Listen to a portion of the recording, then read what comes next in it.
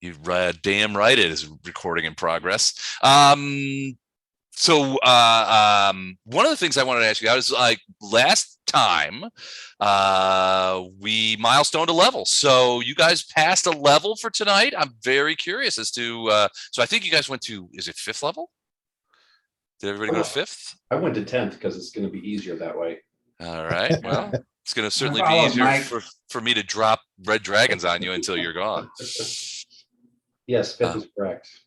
Andrew, why don't you start out? What does Titus look like at 5th level? I haven't done my homework. I've been looking at Excel spreadsheets so much for my job. I just couldn't do it. That's why I don't like that Excel spreadsheet character sheet. I never have. All right, that's okay. We'll skip you, but level up when you have a moment. How about you, Mike? What about Arendar? What's Arendar doing? Arendar is more dangerous. Okay. Actually, this was a big level for him. There's a very obscure, cool little feat you can get that allows you to use your base attack bonus for the number of ranks in 2 skills. So it's 1 feat, but it basically maxes out the skill ranks in those skills. What feat is it called? Do you remember? Yeah, it's advanced weapon training. It's the versatile training. So I've got a bunch more skill points than I used to have. And my perception and intimidate will always be amazing because they will always be maxed out. Advanced weapon training. You're not 9th level. It says beginning at 9th level. Yeah, that's if you get it through the normal fighter way. You can get the feat though before then. And you can buy those with a feat. Gotcha. Okay. All right. Very cool. Very cool. And so you did it for skill points. Yes, because fighters don't get a lot of skill points. And that's true. This seems to be a campaign where skills are going to be a little more important than just, pointing at something and killing it. So gotcha. Okay. What skills did you put those points in, or are you unwilling to say? Intimidate and perception. Oh, okay, good. Perception, always a good one. Intimidate. You like to intimidate people. I've never in person. I've never done an intimidate guy, and I thought, you know what, I'll try it. So very cool. All right. Well, let's go to stuff that with a fighter gets some pluses to attack and damage at level 5. So, like I said, I just hit more often and a little harder. Gotcha. Okay. Very cool. What about your brother Wraith? Chuck, what was Wraith look like at 5th level? He went up a level in Rogue. Okay. So at this level, he got hit points of feat. He got to improve a stat. So I used that on Constitution. Okay. To get him up to the next bonus. Whole bunch of skills, obviously, with the Rogue thing. And my favorite part is the new feat is called Extra Rogue Talent, and you can take that anytime you get a feat, and it allows you to pick from the Rogue Talent list. Did you have something in mind that you chose? I did, just for you. Just for you. It's got to be bleed. It's not going to be a persistent bleed, is it? No. It just for you. His sneak attack now does persistent bleed damage. I love that gentleman called it out. He's gone. He's out. Oh, that's funny. I hate this. All right, persistent bleed. And at this level, sneak attack goes up a die, so it's plus 2d6. Okay, cool. Plus bleed. Plus bleed. I will never forgive Don Muni for that. Bringing that into my game. I'm going to kill every character he has. Well, that sounds good. Lots of that's certainly going to liven things up, and that extra dice of sneak attack damage. You've been, and especially with the archer sneak attack that you're able to deliver with the flanking. That's really going to make those arrows even more unconscionably problematic for me. Well, that is the hope. We'll see how that works out. It's great. This is why I drink, during this game. So, all right, cool. Gordon, what about you? What about your character? What about Poe? Hello. You got 3rd level spells, extra point of wisdom, so he's at +5 with that now. And nice. Extra channeling for his feet. Very cool. So a little bit leaning into the healer role. Make sure everybody stays alive. That sounds good. Excellent. Got one cure serious now, or two possibly. So, Huh? but I have 2 cure serious too now if I need them. Very cool. Did you pick up? Was there a particular 3rd level spell outside of cures that you had your eye on? Yeah, I picked one that I've never seen before. It's called Channel Vigor. It's basically Channel like Vigor. a boosted haste spell, but it's only personal. But for me, it gives me haste. It gives me +4 to ranged attacks, and it gives me +6 to will, bluff, and intimidate, +6 to fortitude and concentration. So, That's but it only lasts 5 rounds. But it's kind of a crazy spell. Yeah, that's pretty good. Is that something that Chuck, your character uses in A-Team, right? No, Quite a bit. You don't use that? Okay. no, he doesn't have that. Okay, gotcha. All right. I've never seen anybody use it, or I've never seen any actually. But yeah, the other one I took was prayer, which is just a +1 for everybody and -1 to enemies. Yep. Very cool. Is anybody else having a hard time hearing Gordon, or is it just me? He's a little quiet, but he was coming through okay. That's It's closer. I roll another 8 too. I have 3 8s in my hit points. So I saw that. So very, very Poe is becoming very stout, from a battle standpoint. Very cool. What about, let's talk about Jennifer's character. What is going on with Vondram? Jennifer's in trouble with the DM because Jennifer I didn't thought level I up? leveled up. I thought I leveled up, but I'm at 4th level. Are you saying everyone's at 5th? Everyone's at 5th. Yeah, so Kind of leveled up Mike's campaign, maybe, Jennifer. 'Cause we yeah, I think so. So yeah, I'm sorry. That's okay. I'm sorry. Our business is up 50% and we're down an employee, and that's my life. And I'm sorry. I understand. No problem at all. Andrew didn't level up either. And considering Eric's burden right now, I imagine he's didn't level up either. Eric, did you get a chance to level up, or can you even speak? I don't think he can. Oh no, level 5 monk at your service. Perfect. Okay, great. So you did level up. You probably I can see you got your hands full there, so we'll come back to you at some point. It's fine. Mainly I got 2 things. I got shattering punch. Ooh, what's that? It better not be bleed related. I'll tell you that right now. Here, let me try to Shattering punch. I got it. Shattering punch here. Hold on a minute. I'm trying to make it show you. It says at 5th level. Wait, hold on. Ready to go. Come here.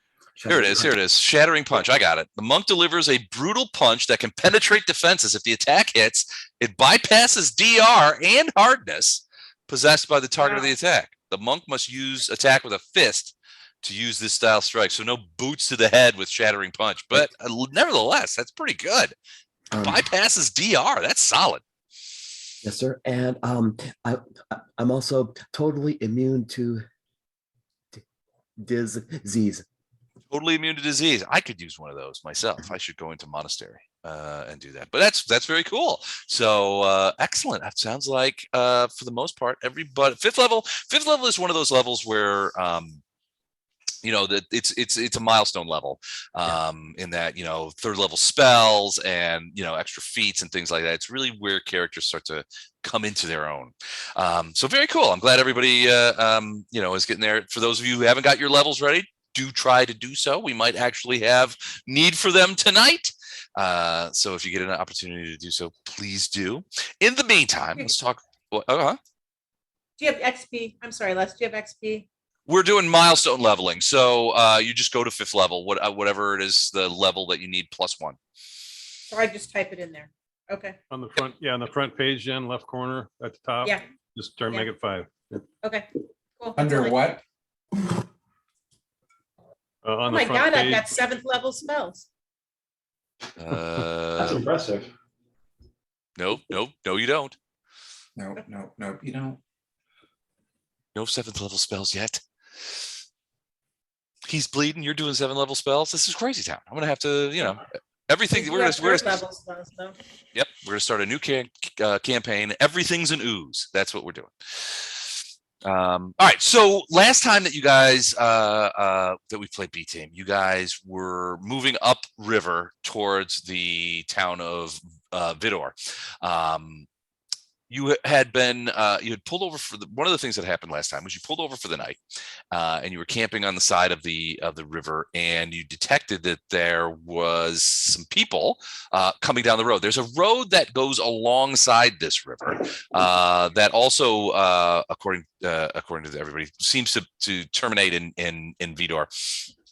And there was some talk as to whether or not you guys would take the road or take the river, as opposed to, I think you guys are leaning still towards the river because you have boats rather than carts. But as you guys were getting ready to sort of rest for the night, you realized that there were some people coming your way. Turned out it was, as far as you could tell, a Mwangi noblewoman, her retinue, including her bodyguards, and as Wraith observed, at least one 3-person elf team skulking along in the woods as sort of keeping an eye on things. They were obviously with these guys. And that kind of stuff. And there were a couple of instances where Wraith spotted them. One notable instance is where they walked right by Wraith and did not spot him. So, elves in the woods are trouble for everybody. But in this case, they had some, they were basically had a couple of informational ideas. They were asking where you guys were going. You were, pretty open and honest with them. In fact, a couple of people speak polyglot, so that was that worked out well. And you learned that there is a fair amount of refugees heading to Seaguen or already in Seaguen that are moving in various ways. And that the road, and according to Wraith's surmises, considering that they were moving south, the road northward to or northeast to Vidor is probably relatively safe. This was a relatively small party. They did have substantial protection.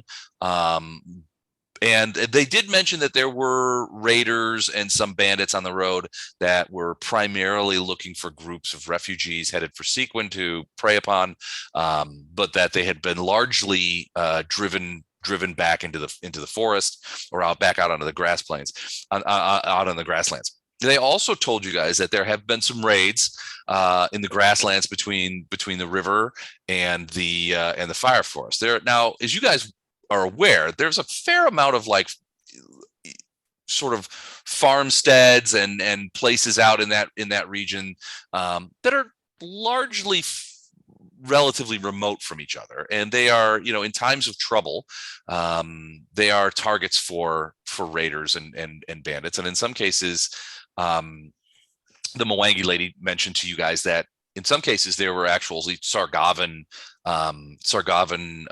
scavengers who in advance of Sargavan forces would go and confiscate livestock and whatever food or available materials would be valuable to them. So they were going along these farmsteads. The elves, for their part of the grasslands, who you've encountered before, have been doing what they can to sort of prevent those things from happening. You'll remember that you ran into some of them, and they recognized the man you were with and who you had rescued from that farmstead almost against his will.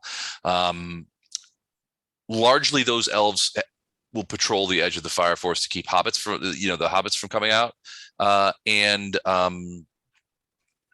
raiding those farms. In this case, though, the Mwangi party mentioned that there had been at least 2 pretty significant military engagements between Sargavan forces and Elvish forces on the grasslands. The Sargavans moving potentially in the direction of Seaguen, behind the refugees and potentially trying to catch up. But there's a lot of resistance, and the elves are harrying them in their traditional fashion. That was news to you.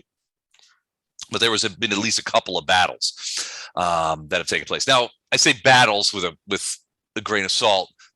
You're talking about instances that are really more skirmishes than anything else, where you're talking about dozens of combatants as opposed to hundreds or thousands of combatants. These were not, grand battles in the sense of War of the Roses, more like, guerrilla fights and raiding parties, trying to harass each other. But that's largely what you guys learned, and you were actually given a small bag of gems from the noblewoman for to help you on your way to Vidor, and she promised that once her trip was over, she was returning to Seaguen, and she might look you up. So especially Titus, who really worked a significant amount of charisma, and during those conversations. And that's kind of where we start. You guys go back to your camp in the relatively secure knowledge that at least there's no raiders close by, or at least none that the elves would have offered you. And then you pass the night fairly without incident, and wake up the next morning, and you're back on the river. So the decision comes to you now. Do you want to continue on the river or on the road, or how do you want to continue on? Basically, both ways lead to Vidor, and you know that you're headed that way. Vidor, the area between Vidor and Seaguen, you guys know, is kind of swampy. So Vidor is one of those places where before people move through the swampy areas to Seaguen, they usually will stock up, maybe stay a night in Vidor. Vidor is actually a very interesting place in that it's not a town per se, but it is essentially a town in one large building. That is built sort of on a largish rise in the middle of that swampy territory. So it serves a variety of Cajun-like local folk, and is a fairly rough and ready place. But it does, at least in your experience and to your knowledge, it is a welcoming place. So you wouldn't necessarily run into any trouble there. So that said, the morning dawns, and you have a decision to make: back on the road, going northeast, or back on the river the way you've been traveling so far. The river's easier, right? Because we're going with the current. So you're going with the current, and you have boats, whereas you have neither horses nor wagons at this point. So I'd say boats still then. At least until we get to Vidor. Yeah, at least till then. If the boats become unusable because of the swamp, maybe we can sell them and trade them for what we need to go overland. There's a fair amount of trading that goes on at Vidor, and you're correct. You have a boat. You're using boats now that have a fairly significant draft.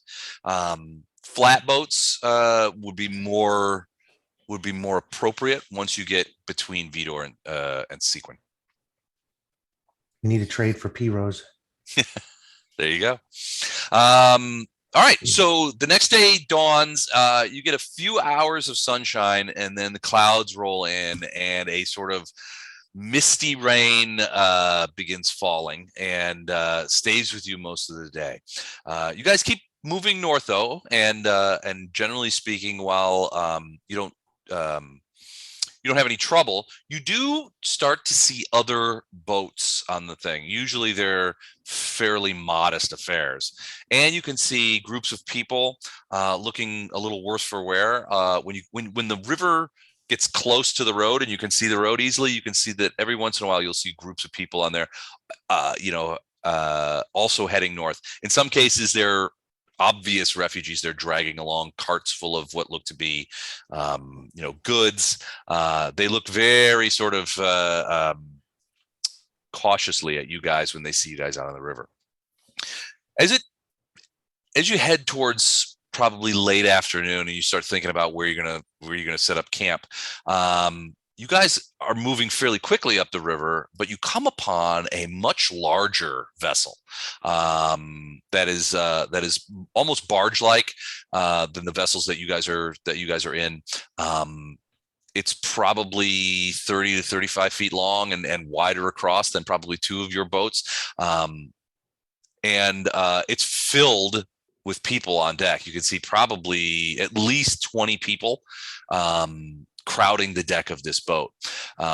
as you guys approach, you can see people on the back are sort of waving to you, and eventually you can see somebody kind of going through the people, and he sort of comes out the back, and you can see him. He's like, he's obviously waving to you guys, because you guys are about probably 50 yards to 70 yards behind this boat at this point, but you're going to overtake them at some point relatively soon. And he waves to you, and he's like, "Hello there, travelers. Is all well with you?" Yes, yes, I believe we're well. Is there anything we should be wary of? Nothing that I've seen so far, but there is some talk of bandits on the river and on the road. If you wish, we'd be happy to let you tie up to us. Strength in numbers, don't you know? I assume you're headed to Vidor. Why, yes, we are. And is that your destination too? It is indeed. We need to. I've got a barge full of refugees from Gate Pass and the surrounding grasslands who are headed for Vidor to try and get away from the Sargavans. We're making their way there, but and I plan to drop them there. But we've heard tell that there are bandits and ruffians on both the road and the river. I turn to everyone else and say, what do you guys think? Are these Gate Pass people possibly allies? Someone? Where we came from. Yeah, Yeah, might even know some of them, maybe. I guess That's Gate what I Pass was is pretty thinking. big though, isn't it, Les? He says, there's people there from Gate Pass. You guys are from Gate Pass, yeah. And there's some people from Gate Pass. There's also people from the grasslands. Basically, people who are heading to Vidor to get away from the Sargavan forces.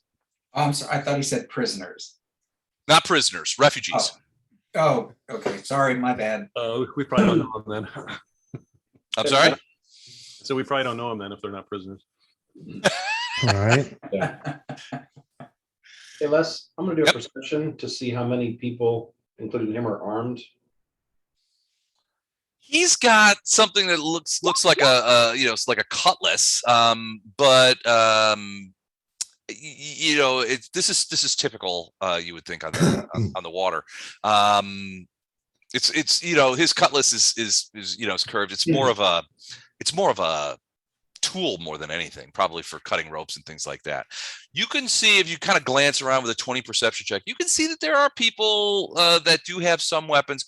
Mostly with the weapons you see are mostly daggers, although there's a couple of people that have spears, long spears, and you think you see there may be one crossbow sort of attached to the side of the boat there, kind of thing.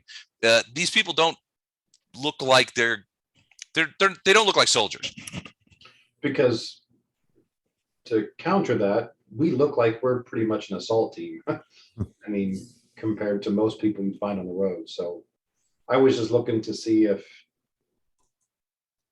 this guy, at least I feel this guy's being honest with us, or. You want to try sense motive? I'm not very good at sense motive. So this was my way to get around that, to see if they looked like they were armed. That makes you the perfect person to try it. Let's try a sense motive. All right.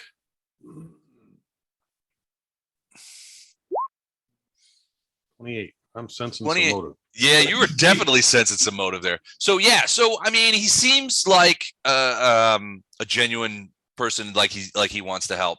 I mean, you've only heard him speak a few sentences, but it's obvious that to you, Oh, he's completely legit. flat out legit. No, it seems like the people on his boat, seem to defer to him. They seem to as the captain, they don't seem to be abused or anything. There's a lot you can see. There's a couple of children who are sort of standing at the gunwale, sort of looking at you guys. Most people are sort of like looking at you guys and that kind of stuff. And he seems genuine. Okay. Like I said, I was just looking to make sure this wasn't a ruse or wasn't, So we can see a large number of the people that are on the boat. Yeah, definitely. Are they all human, or are there any elves? They're, at least as far as you could tell, they are human. Now, what you do see is a couple of different kinds of human, right? There are several Mwangi on the boat, and at the same time, there are also what look to be Chilaxian stock or Sargavan stock. You don't see any elves. You do see what looks to be one dwarf sort of kicking around in the background, but beyond that, it's overwhelmingly humans, although humans of different kinds. Okay. And anybody look familiar? Give me a perception. I already gave you mine. Yeah, you don't see it. 29. What did you roll? 29? Mm-hmm. Okay. Hold on a second. 29. That's pretty good. But that's 2 19s in a row for you, Poe. We're gonna have to check those rolls. Okay. When you cheat, the important thing is to change the numbers around a little bit. So there's. All right. So what? Remind me. What were you looking to see? Anybody I recognize? Recognize. Or anybody else? Yeah. I mean, you're kind of still far away, but as you guys are approaching more closely. You don't see anybody that you recognize. Now, that said, there's a fair amount. These people don't look like they've cleaned up for a while. They do strike you as people who might very well be refugees. As you get closer, you can see that there's a fair amount of like gear and piles and packs sort of piled on deck, sort of in the middle of the deck. Behind the wheelhouse. And these people, they seem to be a little worse for wear, like they've been on the road for several days. So, you don't recognize anybody though. The captain yells out. He says, "What do you say? Should we tie you up? Travel with us?" Yes, please. Well, this slows down considerably, Les. It'll slow you down a little bit. It'll probably take you another day or so, day and a half to get to Vita. But I mean, you guys are pretty close. I mean, you see where the second X is? That's where you encounter the ship, is right there. So you're only about 10 miles away from Vidor. Now, the ship, you would probably have gotten there if mid-morning tomorrow morning. With these guys, it'll probably be mid-afternoon. So not very long. Half a day. You'll lose a half a day. Oh, I thought they were bigger and would pull us faster. It's a barge type boat, but it's not faster. You guys are cutting through the water pretty well. Oh, but I'm thinking up where it gets shallower, where we need a flat bottom. If we had a tow. That might help. Well, the river is still going to be deep in the river part. I mean, the swamps are on the sides, right, Les? Well, I mean, but the river does shallow up quite significantly after Vidor. You should be able to roll up on Vidor, no problem. It does get shallower, but it doesn't get shallow enough for the draft of your boats that you're currently using to be a problem. You get the impression, and Poe, I'm going to go back to your 28% sense motive. You get the impression that this captain is maybe, like Arendar said, there's not a lot of weapons on this ship, right? Him spotting a boat full of guys who look like they know what they're about, and are festooned with weapons and seem genuinely not. He might have suspected that you guys were brigands at first, but so he took a chance. But he's thinking, if I can hook up with these guys, they might help in case we do run across some brigands, or at the very least, they're a fairly scary crew and might chase off some of the the limper wieners about these brigands. Right? He's probably looking for, he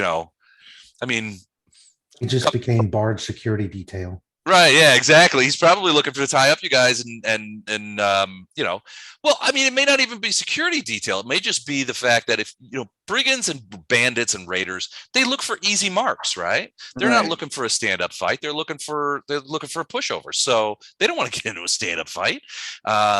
So if you guys as a party look tough and experienced and probably capable of delivering a stand-up fight to some raiders. If you're tied up to this boat, you're probably going to pass by and attack the next group that maybe doesn't have a bunch of adventurers. So we're gonna scare people off whether we're attached to the boat or not. Probably, but he's offering to attach to you guys. I mean, it's probably not 100% selfless on his part. And there's no benefit for us. I thought it might speed us up or it might get us over the shallower waters, but since it doesn't, then there's no benefit. Well, I mean, not a significant benefit, I guess, but other than, more companions on the road. But I mean, for us. Well, and we're from Gate Pass, so a lot of these people are kind of our people. These are our folk. Yeah. Mm-hmm. So even though we don't know any of them specifically, it still probably wouldn't be a bad idea to help them get to where they're going safely. They're not creepy little like fire hobbits, and they're not, Fae, so I'm all for helping them out. If they were Fae, we'd have already sunk this boat.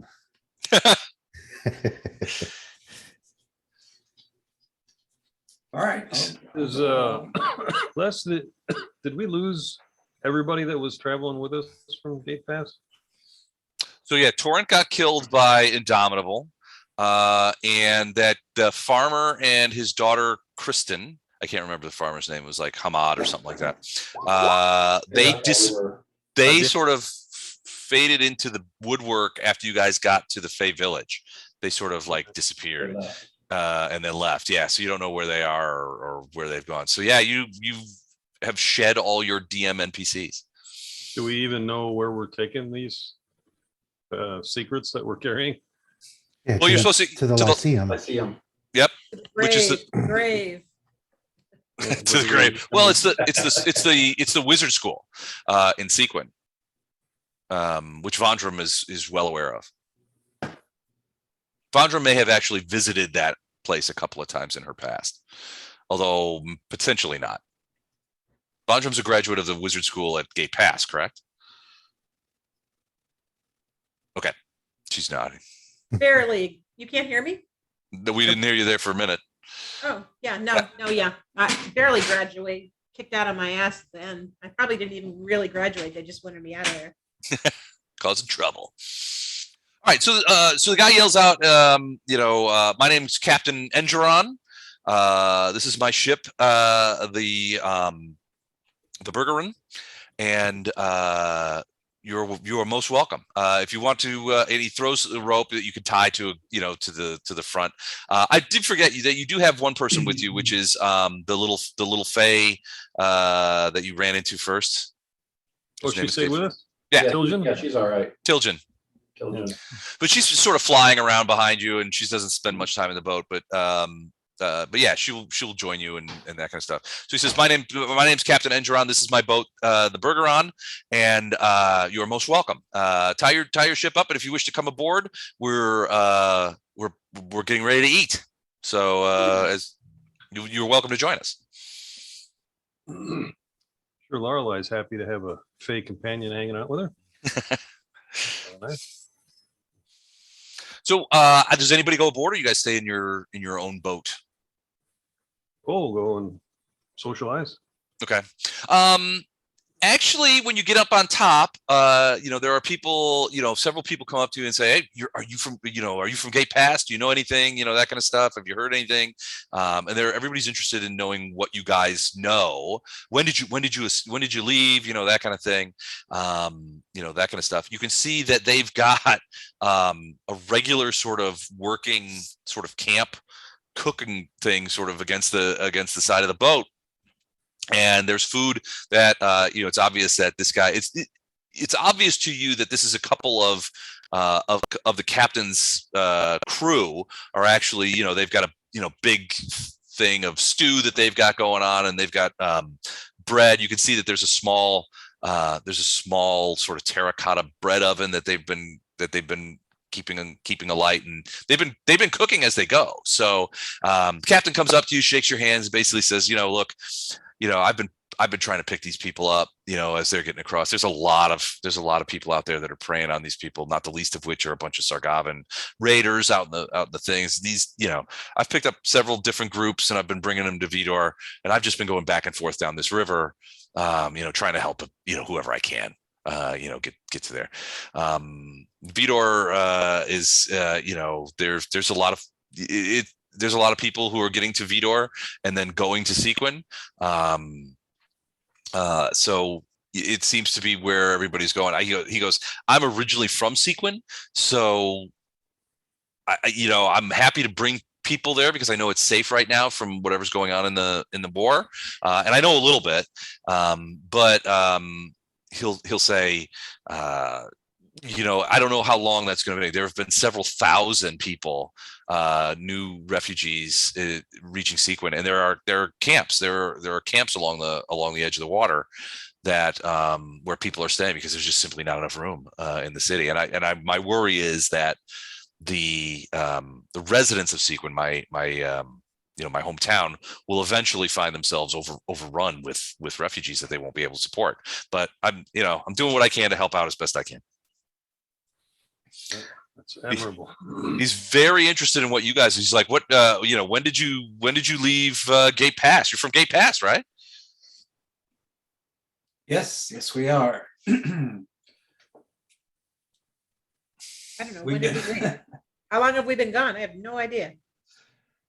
A couple of weeks. It's taken you to get this far.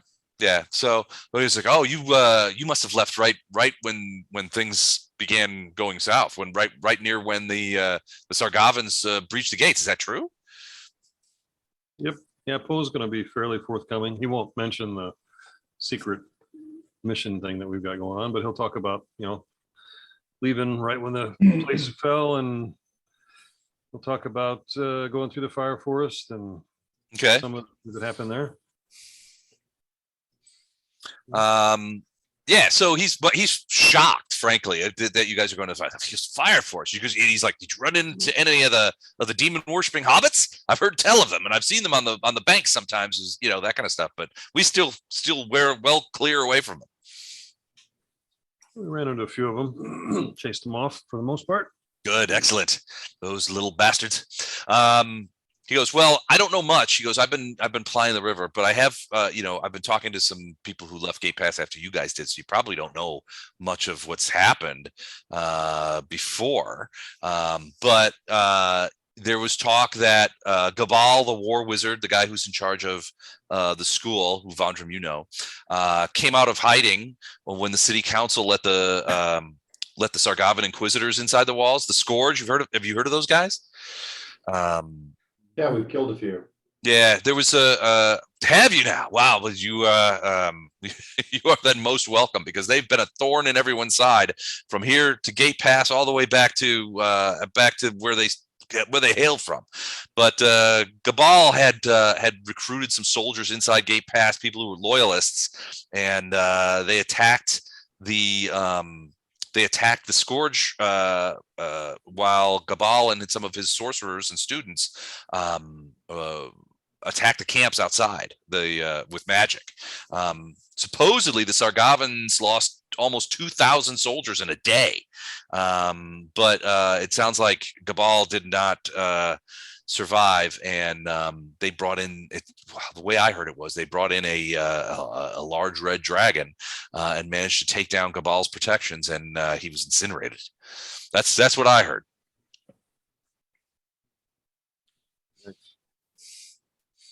So also there's the elves have been bringing supplies into the southwest side of Gate Pass. There's certain of the districts have been holding out against Sargavan forces, and there are pockets of resistance that still exist in the city, and they're being supplied. My understanding is that they're being supplied by the elves, and the elves are in turn being supplied by the Mwangi. So it's looking more and more like the Mwangi are going to absolutely declare against the Sargavans, and this may turn into a much larger engagement than just the takeover of Gate Pass. But that's what I know so far. Thanks for the news. All right, so you guys get fed, and food's surprisingly good. It's plain fare, stew and bread. But there's plenty for everybody. And you can hear Captain Engeron talking about how I'm going to have to load up on supplies when we get to Vidor. Otherwise, we're not going to have enough for the next batch of refugees. And you hear some of his guys are, aye, Captain, we'll take care of that when we get there. It doesn't take long, and you guys probably return to your own boat for the night and sort of get dragged along. It's a little tight on the top of the ship, but you can see after dinner everybody starts stretching out deer skins and tarps and things like that to sort of sleep under. They're just sleeping out in the open. Realistically, they post guards, make sure everything, and the captain says, we'll wake you if anything happens, but you'll be safe. They tie your boat up right up against the barge, so it's not like dangling backwards on a long rope, so that it's sort of attached to it. But my men will stand guard all night. Don't worry about that. If anything happens, we'll let you know. But you can sleep easy tonight. And the evening passes, without disturbance. There's at one point where you guys wake up and you do hear arrows being shot, and the splashes and Wraith, the sound of arrows being fired. You come immediately up. You look around, but it's so the darkness is so deep that you don't. Other than hearing splashes sort of behind and off to the side of the boat, you can't tell whether the arrows are coming from the boat or coming from the bank. You're not sure. In any event, at least from your point of view, you don't think any of them hit the boat. It just sounds like maybe just a volley, and it doesn't recur. The next morning, you're welcomed back on deck for breakfast, and some of the children are starting to follow you guys around, and some of the older children are asking questions. Where do you come from? Are you Fae? That kind of thing. And Tilgen is sort of flitting around the boat and doing tricks and that kind of stuff for the thing, and everybody seems pretty entertained. You guys move fairly quickly, and you eventually start to see, one, the area starts to get, like, the environment on the bank starts to get a little swampier, and it's more sort of those kinds of vegetation, and you can tell, at least by the sound of it, that the sound of the water, that the water is getting shallower. And it's getting there, and the Captain Engeron will be like, all right, we're about a mile out of Vidor, and he tells everyone, you're going to want to pack up your things. We'll be reaching Vidor very quickly, within the hour, so get your things packed up. Make sure you're ready to disembark when we get there. I'll get as close as we can, and you should be able to get onto the Vidor hill without any issue. And we'll try to disembark as quickly and as efficiently as possible. And he's like, I want everybody to, do that. And he's sort of giving everybody things. He's like, if you guys want to, when we get there, if you guys want to just cut loose and park your boats, somewhere else, that's fine too. I just, whatever you want to do. Yeah, we can go with them.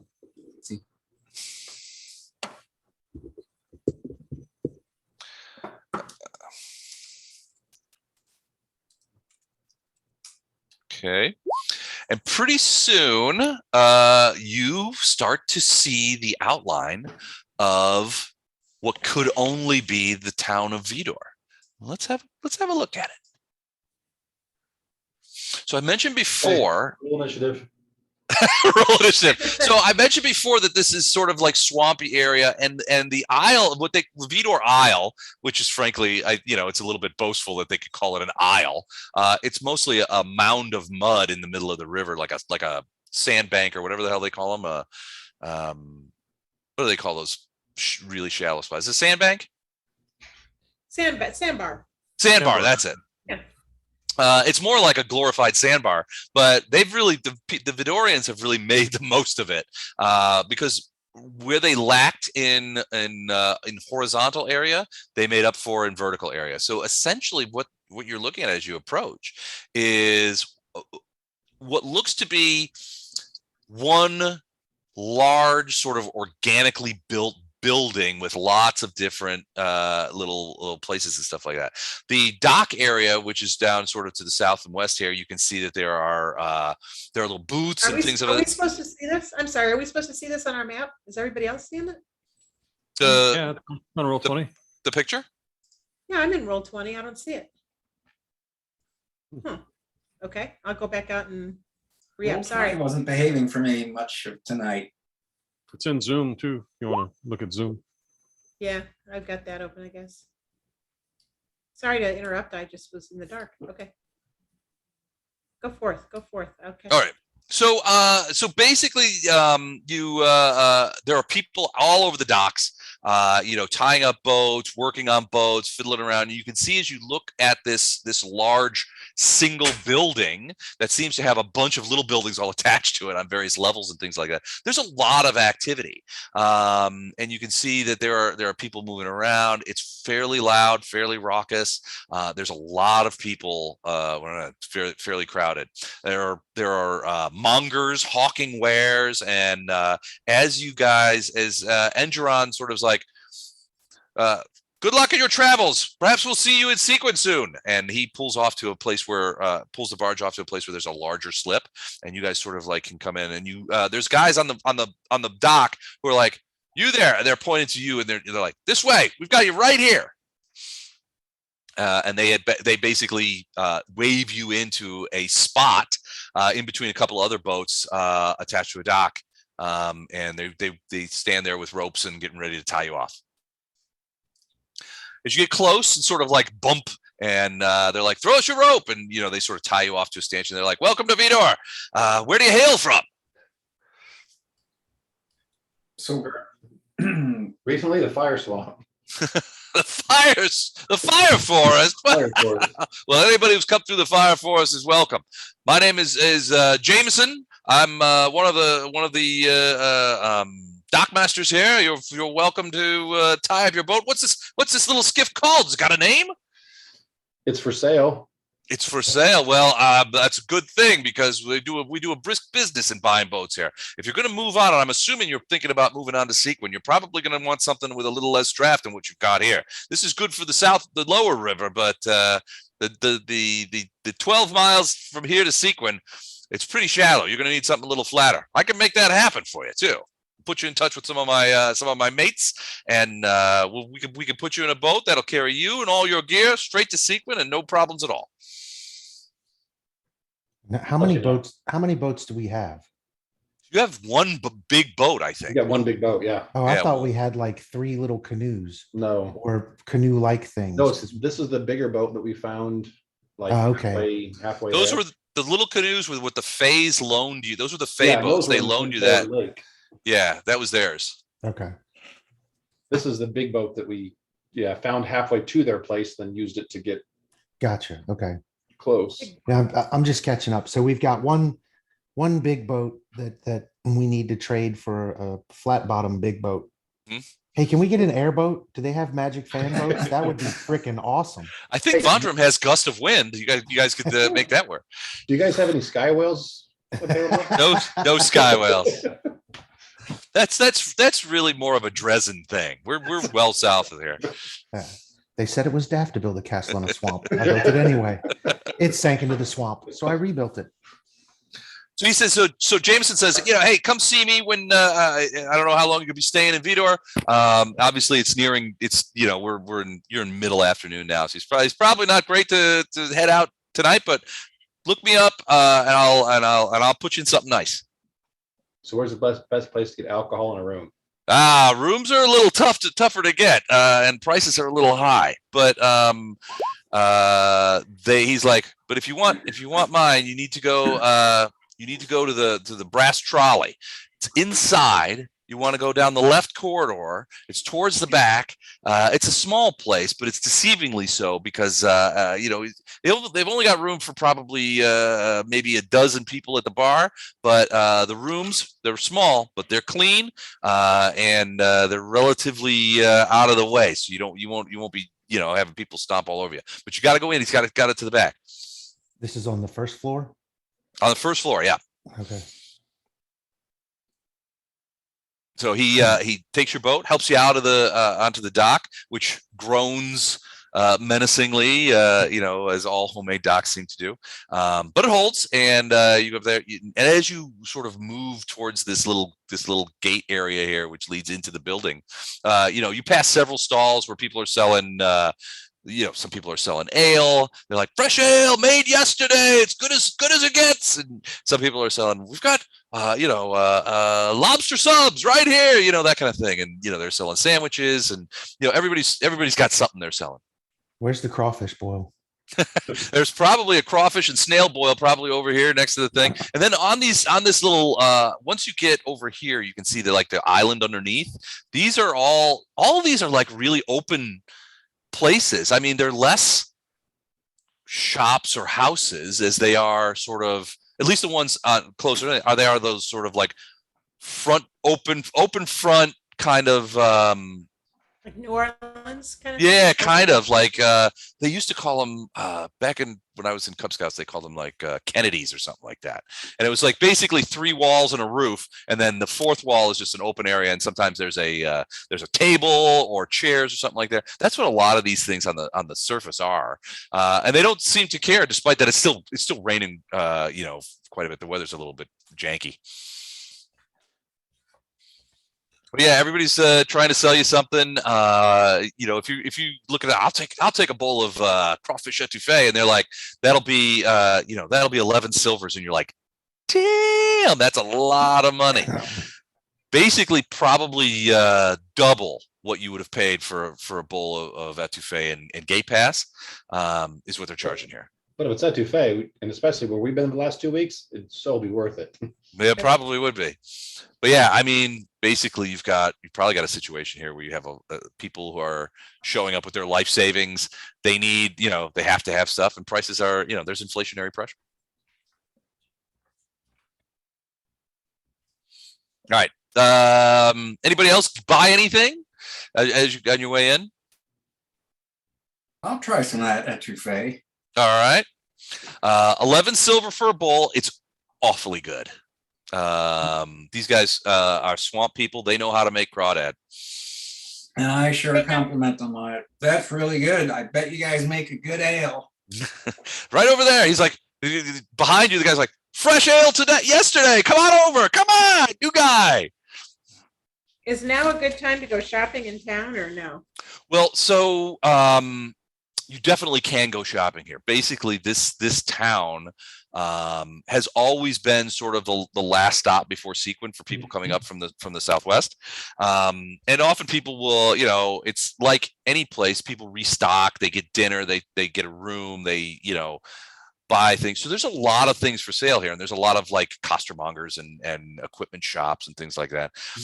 Basically, with all the refugees that are coming out of the Southwest, Vidor has made itself into they've really sort of become a bit of a boom town, from the point of view of like you've got a lot of people coming through Vidor on their way to Seaguen, a lot of refugees, a lot of people who are trying to escape, and it there's money to be spent. So yeah, you can absolutely reload on equipment here.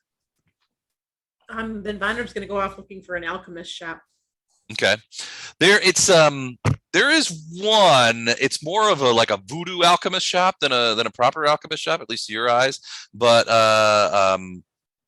old lady Janka runs it, and she's as crone as you have ever seen. But the moment you step in, you can smell the old herbs and hear the alembics in the back bubbling. So it's a proper place. If you're looking for something specific, she's probably got it. I am. I'll send you a list. All right. Basically, because of what's going on at Vidor, you're looking at probably double book price for those materials. The problem is you can get them here, but when you get to Seaguen, you may not have access to those guys. There may not be as much stuff. Seaguen is bigger than here, right? Huh? Seaguen is bigger than here, right? It is, yeah. And it has the magic school there, so there's probably stuff there. I mean, you'll be able to reload there, but there's also, I mean, it's the destination for a lot of these refugees. So while you're seeing this place is crowded with people passing through, that place will be crowded with people staying. Who's been keeping track of our loot, our money? I have. Do you have any concept of when you get a chance, will you send us what our share is? Oh, you have 9 platinum, 158 gold, 23 silver, and 9 copper. Is that what everybody has, or? That's what everybody has. Okay. Can you say that again? I don't. I'm sorry. Certainly 9 platinum, Yep. 158 gold, Yep. 23 silver, Yep. and 9 copper. And that's what everybody but me, and at this point, I think Titus has, because we spent 11 silver on some etouffee and I spent some money on something else. Okay. Thank you, sir. Yes, ma'am. I'm going to That try to include go. that small bag of gems. No, we haven't gone anywhere to sell those. So I have the value of them. It's 80 gold. There are 4 of them and it's 80 gold. Wait, no, that was the one those gems are not the ones we got from Yeah, these we just got right at the end of the night last time. right. Yeah, it was like there was like a half dozen in that bag, and they were worth 60 gold, you guessed. Okay, hang on.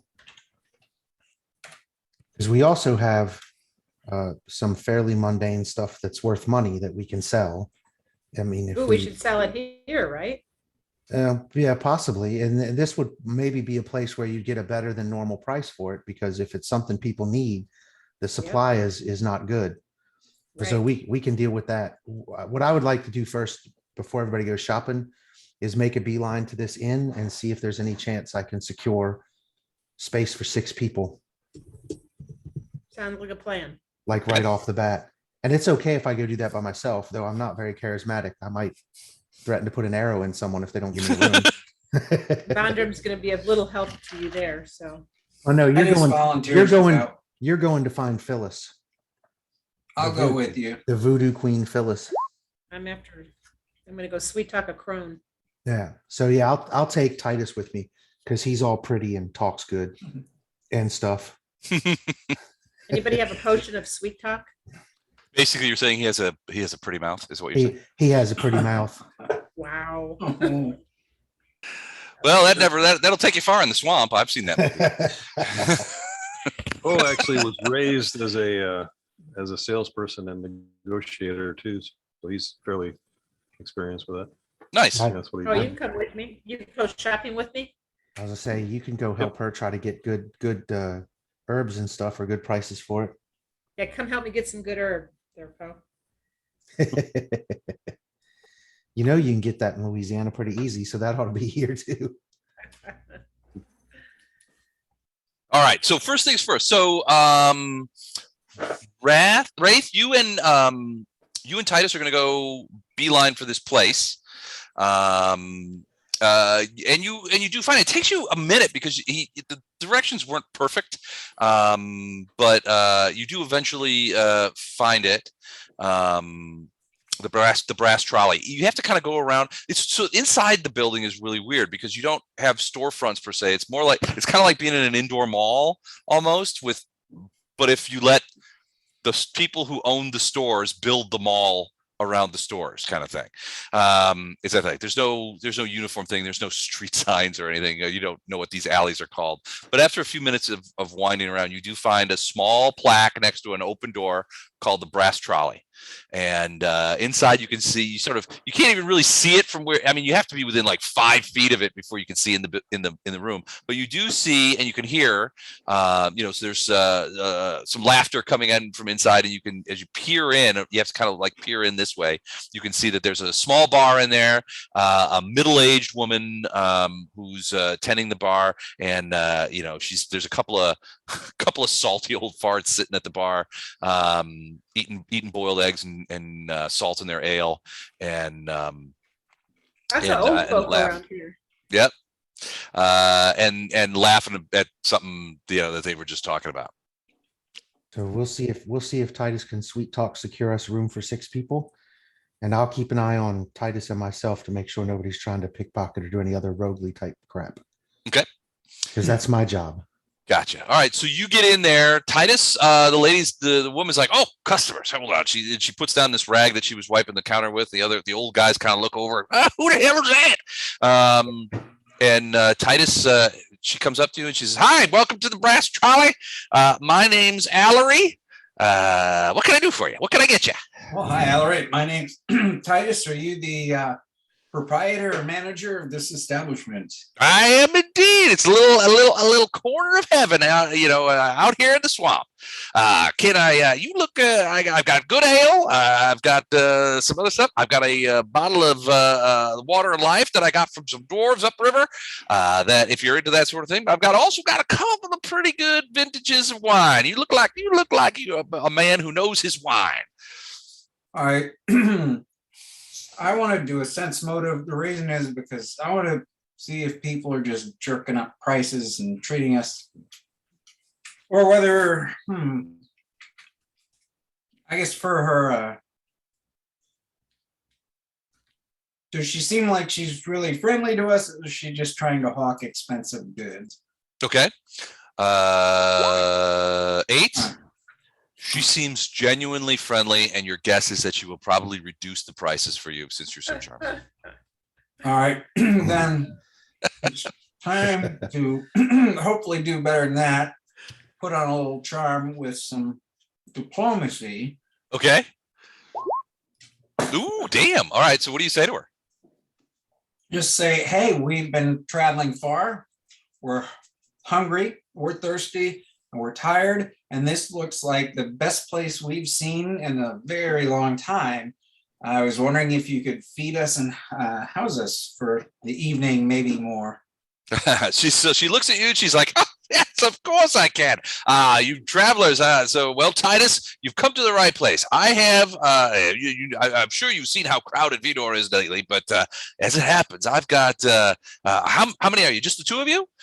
6. No, there will be 6 of us. 6 of you. Oh, well, I've got 4 open rooms now. They're not big, but they're clean. I take care of them myself, and my daughter is she changes the linen every chance she gets, every time somebody checks out. So I can guarantee you cleanliness, and nary a swamp rat in the corner. I'll tell you that right now. As for food and drink, you can see, yeah, we have plenty, and I'm happy to provide you whatever you want. Where are your other 4 friends? Will they be here later, or will you guys be staying now? They'll be along shortly. They just wanted me to secure accommodations first, Okay. and then send for them. What will these rooms and accommodations cost? Well, I only have one size of room. It's got 2. Each one has 2 beds in it, so you'll have to double up. I hope that's okay for you and your friend. But the rooms go for 1 gold a night. And as far as victuals, you can have we have pottage in the thing, and she points over. There's a small sort of brick fireplace. It's not very big, but next out front of it, just got a like a cauldron of what smells pretty good, like stew of some sort. She goes, "We get fresh bread from the bakery every morning, so there'll be plenty of bread. But if you want something special, let me know what it is, and I can go out and acquire it for you, and we'll cook it right here in front of you. And whatever that does, I only charge a small fee for the preparation." Do you have any kind of package deal you can put together that includes all the above, so that we can make sure that all my comrades are well fed and well rested for some important travel? She tells you, she's like, "Tell me what, let me see what I can do." She pulls out a small slate and some chalk and starts going on there and races it a couple of times. She says, "All right, 3 rooms for the 6 of you. And then dinner tonight, plus drinks, assuming wine and ale in quantity. And if you want something else, I can certainly provide that, but we'll talk about that in a minute. Then breakfast in the morning, I got some splendid duck eggs that we'll whip up for you, plus a few rashers of the local bacon. It's excellent. So carry the 4, let's say 18 gold, 0.5. Oh my. It's a pretty good price, considering it's 6 people. Yeah, you're talking about less than 4 gold a piece for room, dinner, breakfast, An open bar, as long as you're good with ale or wine. Oh, that's right, open bar. Oh, Yeah. hell yeah, we'll take it. As long as you don't want dwarven spirits or something stupid. And then she goes, and that's my price. That doesn't include the tip, as they say. But that's all for later. If there's anything you need, say up. She's like, come on, I'll show you the rooms. And there's a young girl, maybe 17 years old, comes out and she yells at her. She's like, hey, get these gentlemen some ales to yeah, Mom, I got it. And so she pulls a couple of wooden cups over and slides 2 ales across the bar as you guys go down the bar. She takes you around sort of behind. There's a thin hallway with several doors going off on each side. And you can see that there are about a half dozen rooms. 2 of them have signs on them that say occupied. And then there are 4 other ones, and she says, "These are the best of the 4. These are the 3 best of this 4." And she opens up, and they are small, about the size of maybe 10 by 10 rooms, and they've got a little chest of drawers, two sort of obviously handmade cots, with pillows and stuff on them. Everything looks well worn, but it looks clean, and no rats, nothing on the floor, and a fresh candle in the candlestick. No rats on the floor. What is she going to cook us for dinner? I'm going to cook you a Vidor surprise. It's a surprise. Meaning they've already got the rats off the floor. That's why there aren't any. That's the surprise. Everything goes in the pot. Was it Demolition Man? Do you see any cows around here? That's a good burger.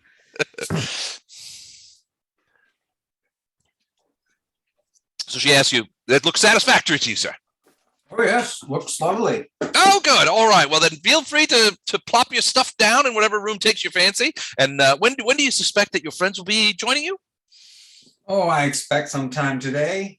Not all right. long. Well, if you want to sit down, I'll make sure the ale keeps flowing, and you guys can take a load off. Travelers, it looks like you've been on the road for a while, so if you want, there's some fresh, clean water down at the end of the hall in the water closet, and you guys can wash up a bit and refresh yourselves. There's a nice table right over there. There's like maybe 4 tables in this whole place, with each has 2 chairs. It's really, the bar area is maybe 25 feet long and maybe another 15 feet deep. It's a tiny place, but it's cozy. It's warm because of the fire, which is a nice, refreshing change because of the mist has gotten all over you. You're a bit soaked. It's comfortable.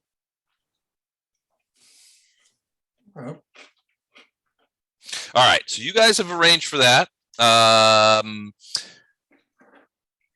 Vondrum, you were going to go see old lady Jessica? Old lady Jessica, the crone. All right. The crone Jessica. All right, so you get down to, you have to ask directions a couple times, and it's up a couple levels. So you have to go up these like weird steps, and there's one ladder that you have to go through that goes up to the 3rd floor. But once you get like to the 3rd floor, and each floor above the first gets increasingly rickety. Then to the point where in some cases on the 3rd floor you can see down to the 2nd, and in one notable instance, the 1st floor, if you look through the cracks in the floorboards. But yeah, you eventually find a small place. It's hardly more than a closet, where you see this ancient old lady with a hooded cloak on, and she's got like a sort of table sort of set out, and it says artifacts of the arcane, equipment, components, tinctures underneath, and she's sitting there, and you can see her. She's like peeling some St. John the Conqueror root, and storing the peels individually in like a little weird amber glass jar, as she works quietly by herself. Nobody's around her. There's people around you. There's people everywhere, but nobody's going to her thing. Is anybody going with Vondrum? Poe was going with me. Poe's going with? Okay. So basically, I'm looking for alchemist fire bombs. Okay. That's what I'm after. I know how to make those. you know how to make them? Yeah, I have. Okay, then I'm craft looking for the alchemical brews. materials. I'm looking for the materials for Poe to make alchemical fire pumps. Okay. All right. So basically, Poe, you would probably know what goes in what you if you know how to make them, you know what goes into them, right? So you could probably provide a list of materials that would that would go into these kind of things. So you provide that to Vondrum, and Vondrum, I assuming you approach old lady Jessica. Yeah, and let me ask a dumb question because I have craft alchemy. Is that all you need to do to build your own? Well, to build your bombs are sort of the purview of alchemists proper, but a craft alchemy can get you a lot of the way there. So, okay.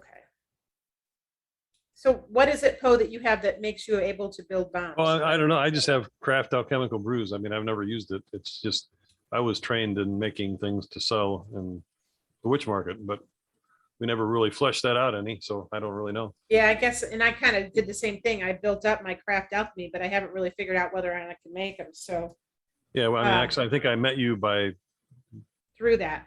Yeah.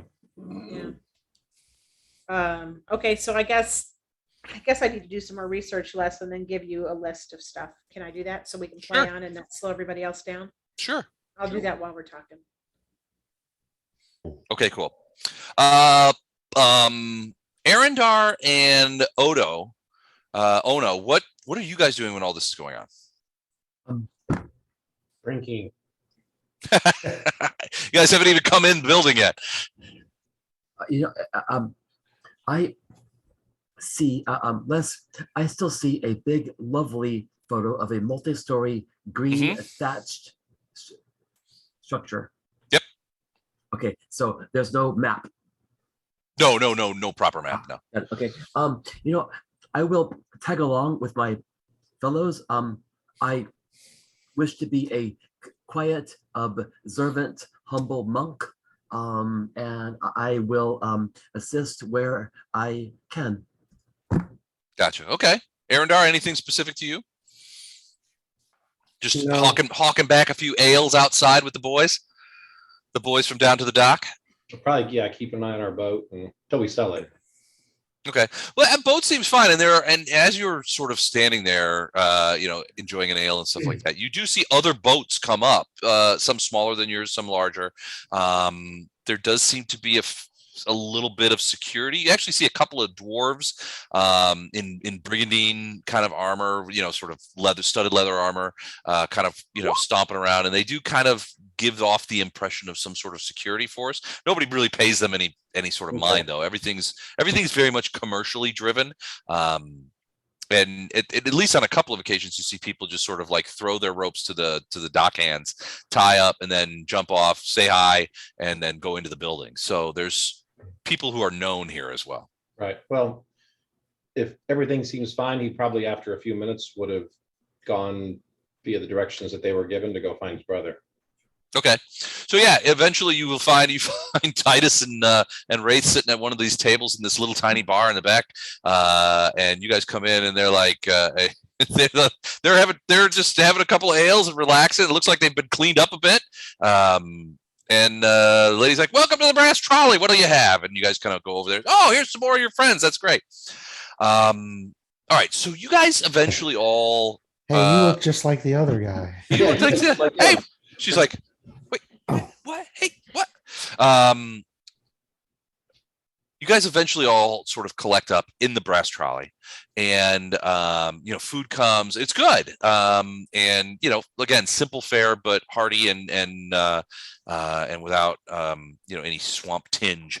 A few more people come into the bar, and there's one guy who comes in, and he is kind of looking around and that kind of stuff, and he sees you guys and he's like, yes, and he comes over and he says, "Hi, my name is My name is Shonder. I'm a friend of Jameson's over the dock. He said you guys might be interested in selling a boat. And looking maybe to buy something to move on to Seaguen. I can help you there.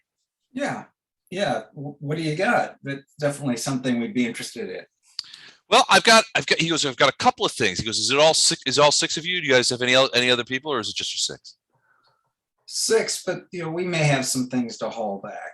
Gotcha. A little bit of freight. All right. So, all right. So he goes, we can go a couple of different ways. And he talks a little bit about the boat sizes and things like that. He goes, here's the thing though. If you're headed to Seaguen, which I assume you are, then it's the size. It's not the size of the boat. It's the motion of the stream. Well, there's a problem. He goes, I just came from there. He goes, I just got back earlier today, this morning. You can see there's a lot of refugee traffic coming through Vidor headed for Seaguen. What a lot of these people don't know is that Seaguen is getting ready to close their gates, and they're going to stop taking refugees. They're full up, and frankly, they're starting to burst at the seams. And my worry is that it's going to happen sooner than later. He goes, I make the run back and forth from Seaguen quite a bit. He goes, I'll tell you what you do. He goes, I can buy your boat. I can sell you one of mine. He goes, but he goes, what I hate to see happen to you is that you get there and you get turned around and you just have to come right back here. I can get you ashore at Seaguen. I know a couple of ways that I can get you guys ashore, and you can get into the city without having to go past the customs guys and that kind of stuff. He goes, look, I'm not proud of it, but I've done a little bit of backdoor trading once in a while when it comes to that kind of stuff, and so I know a few ways in and out of Seaguen that maybe aren't past the tax collectors and the gate guards. I can do that for you for a price, but for that price, I'll take you there personally. It takes a little longer. It'll take us 2 days to get from there to here, from here to there. Can I do a sense motive check? Sure. Yeah. Let me try it too. Okay. I'm so good at it. I'm gonna try it too. I need to reload. He seems genuine, and he seems. I mean, That's a pretty good one. That is a good one. He seems genuine. Arendar, you're a little. I mean, it's obvious that this guy. He seems like he's telling the truth, at least as far as Seaguen potentially closing the gates to refugees. He seems like he's telling. He seems like the kind of guy who might know back ways into various cities, and he seems like he's honest when it comes to the point of like he's saying, I could get you in. I'll come with you, and I could get you ashore from a direction they're not expecting refugee traffic from, and that way you guys won't have to worry so much about getting in the city, because I hate for you to get there and then get turned away with a bunch of the other refugees. Obviously, he kind of looks at you, he's like, look, obviously you guys are well off. You have business in the city. You guys belong there. I just hate for you to get sort of caught up in, when they shut the gate. If they shut the gates, you're not going to be able to do what you need to do. So how do I feel about him with the money?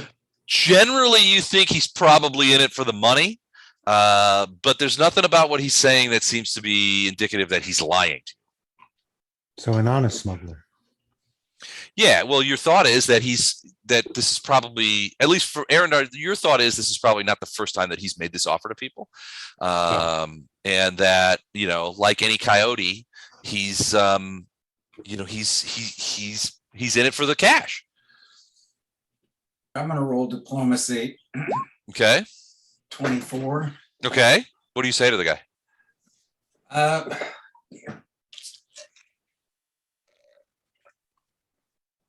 Look, how do we know you can do what you say? What are the odds and what are the risks if we do get there? Completely understandable. Odds 95%.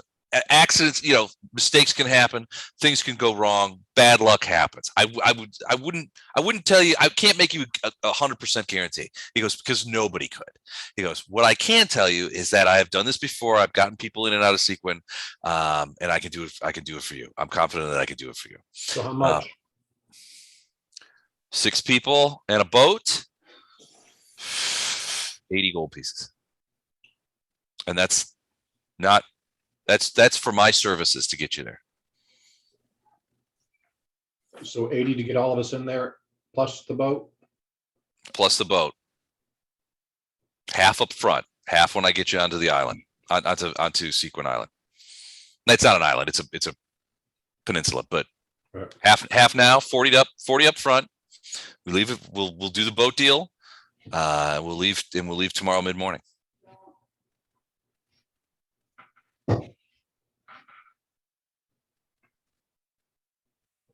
Sounds like a hook to me, so I'm in.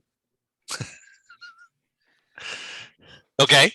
I'm just wondering how much he's exaggerating the threat and like whether it's his bet. Yes, he can get us in because maybe it's not as guarded or as locked down as he says. To me, the 80 gold is like not even something I barely keep track of on a sheet. So to me, 80 Okay. gold is nothing. It's like, okay. Yeah, and we have a boat to sell, right? Or is he talking about? Well, that was part of the deal. Well, no, this is separate. So Oh. the 80 gold is for his services to get you into Seaguen by an alternative way, because he's saying basically they're going to lock it down. They're not going to let any more refugees in. I can show you. Basically, he's saying I can get you into the city in a way that you don't get caught up in a bunch of refugees who are getting rejected at the gates. Mm-hmm. Yeah, that's worth 80 gold. That's just that. Yeah. And then you'll buy our boat from us once we get there? No, that's another guy. Well, no, he goes, I'll sell you a flatboat, which will take you, which you need to get between Seaguen and the thing. And he goes, I'll buy your boat, your current boat, the one that you came upriver with. And he goes, I'll be able to sell it. He goes, so there's a lot of traffic coming in and out of here. He goes, I buy and sell boats. That's one of the things that I do. So And do we have to buy a boat from him? Can't he just use his boat and take us there and drop us off or do whatever he does? How are you going to get back? Buy a boat. there's a road, isn't there, between here and there? I don't know that we're coming back even. I mean, I don't know what we're going to do after. Right. Do you think we could buy a boat for cheaper? Yeah, we haven't thought that far ahead.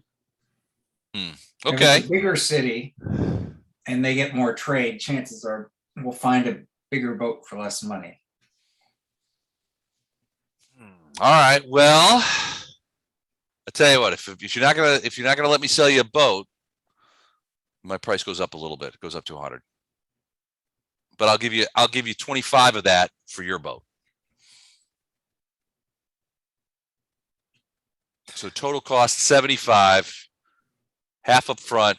I'll get you into Seaguen. I'll leave you there. Now, if you're sure you want to do that. I mean, I hate to just leave you there, just park you up on the island and let you walk in.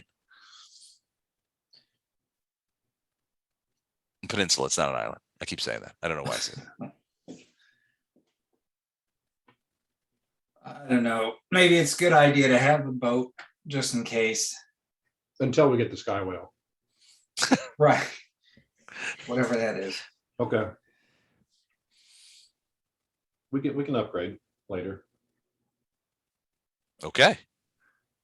So yeah, I Right. guess we'll take the trade and the boat, the flat boat, and the 80 for all of us.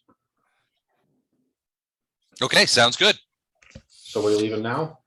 We'll leave in the morning. You guys, I won't be able to get a boat outfitted for you guys until the morning. So probably like mid-morning. Do you guys have things that you guys? Sounds like you guys may have. You have already got rooms here and set up. So I wouldn't want to impinge on that.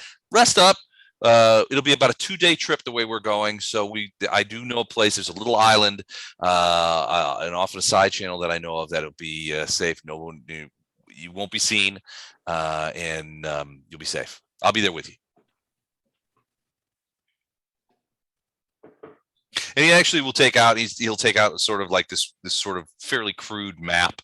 And he shows a lot of the sort of the swamp lanes. There's deeper parts. It's fairly comprehensive. So he shows it basically shows all the depths and lanes of the river that go from here to Seaguen. It's obviously something that he's made for himself over time because there's erase marks and scratch outs and things like that. But he basically says, look, this is the way we'll go. And we'll stop here at the night. And there's a little off channel that has there's a small island there. It's very unassuming, but it's sheltered from the thing. I'll bring tents and stuff, equipment, so that you guys will be, if this weather keeps up, you guys will be, you guys will be safe. You guys will be dry, and then we'll get to Seaguen the next day.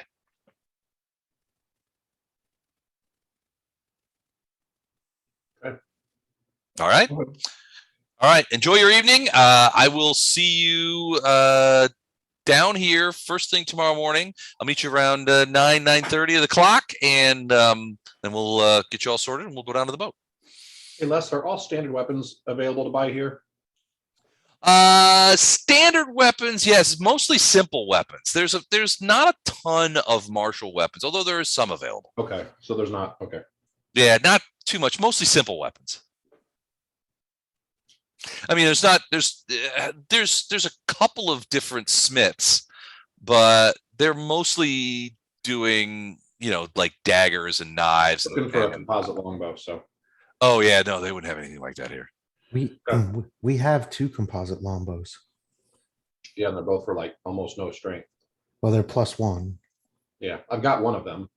Oh, okay. So let me Since mark I've got this. a pretty high strength, and all that can be transferred into the shot. Yeah, let me mark it down that I only have one of those now. Yeah, because I've got one.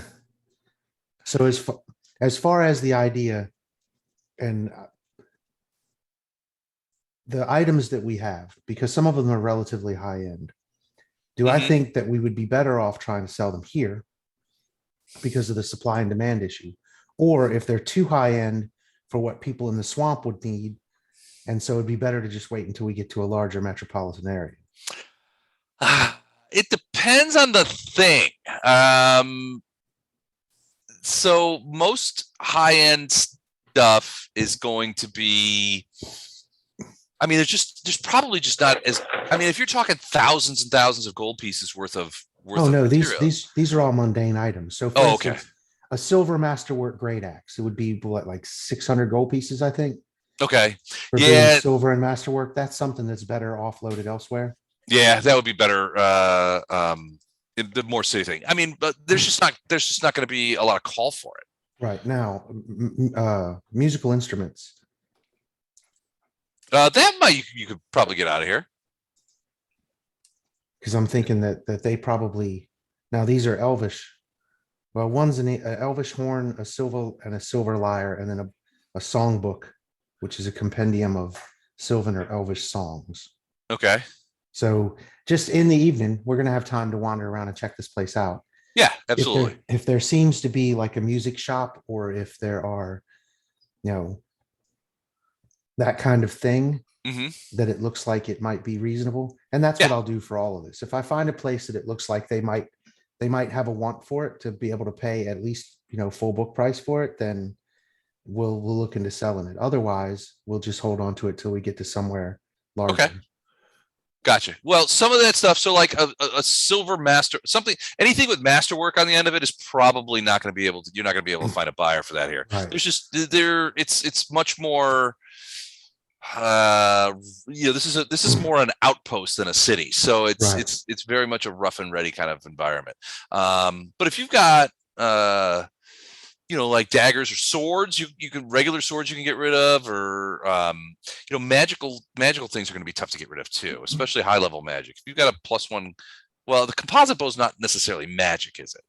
Nope. No, it's a strength bow. But it adds +1. It's just got it's hard to pull back, but yeah, if you can, it does a lot more extra damage. Right. Something like that, you're going to be able to probably unload here.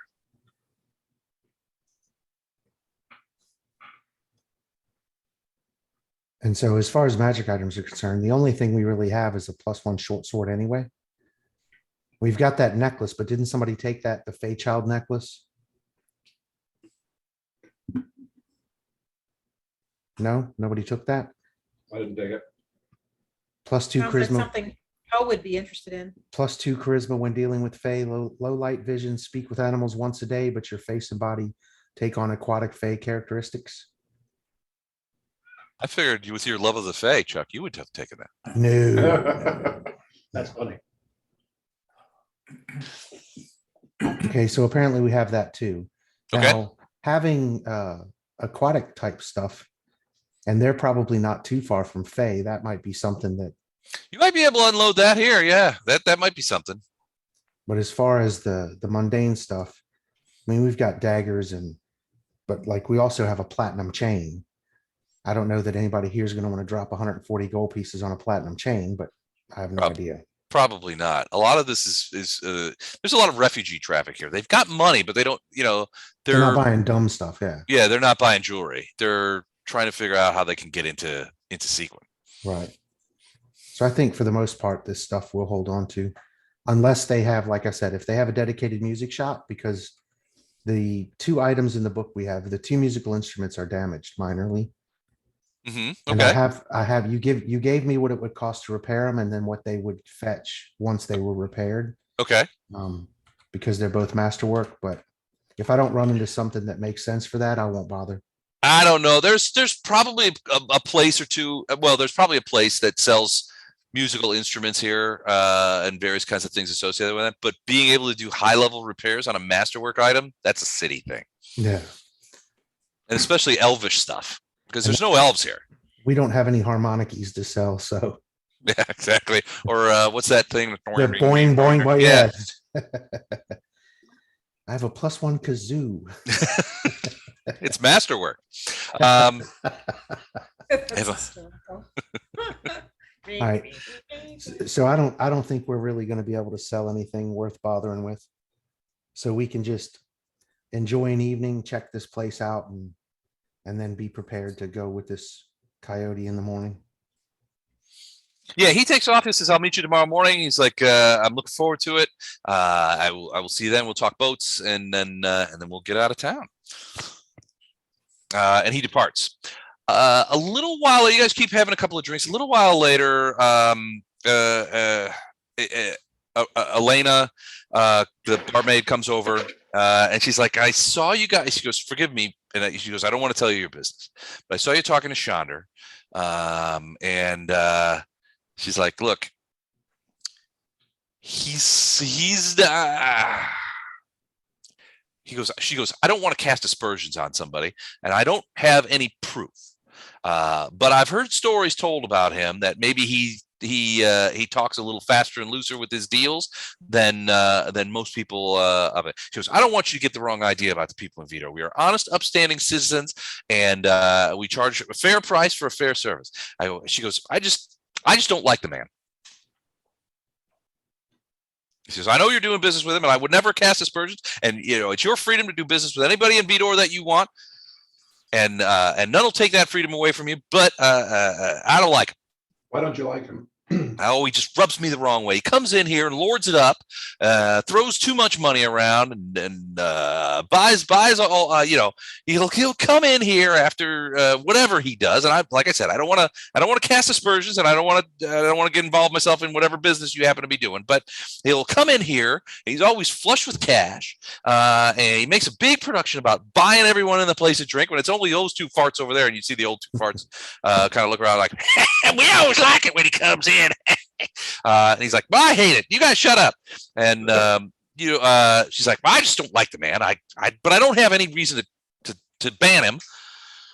I don't have any reason that I can point to and say he's no good to do business with, that he's a shyster or anything like that, because I haven't ever heard that. I just don't like him." His cast motive or sense motive, I'd like to know if I can tell if she could legitimately not like him, but do I sense an ulterior motive?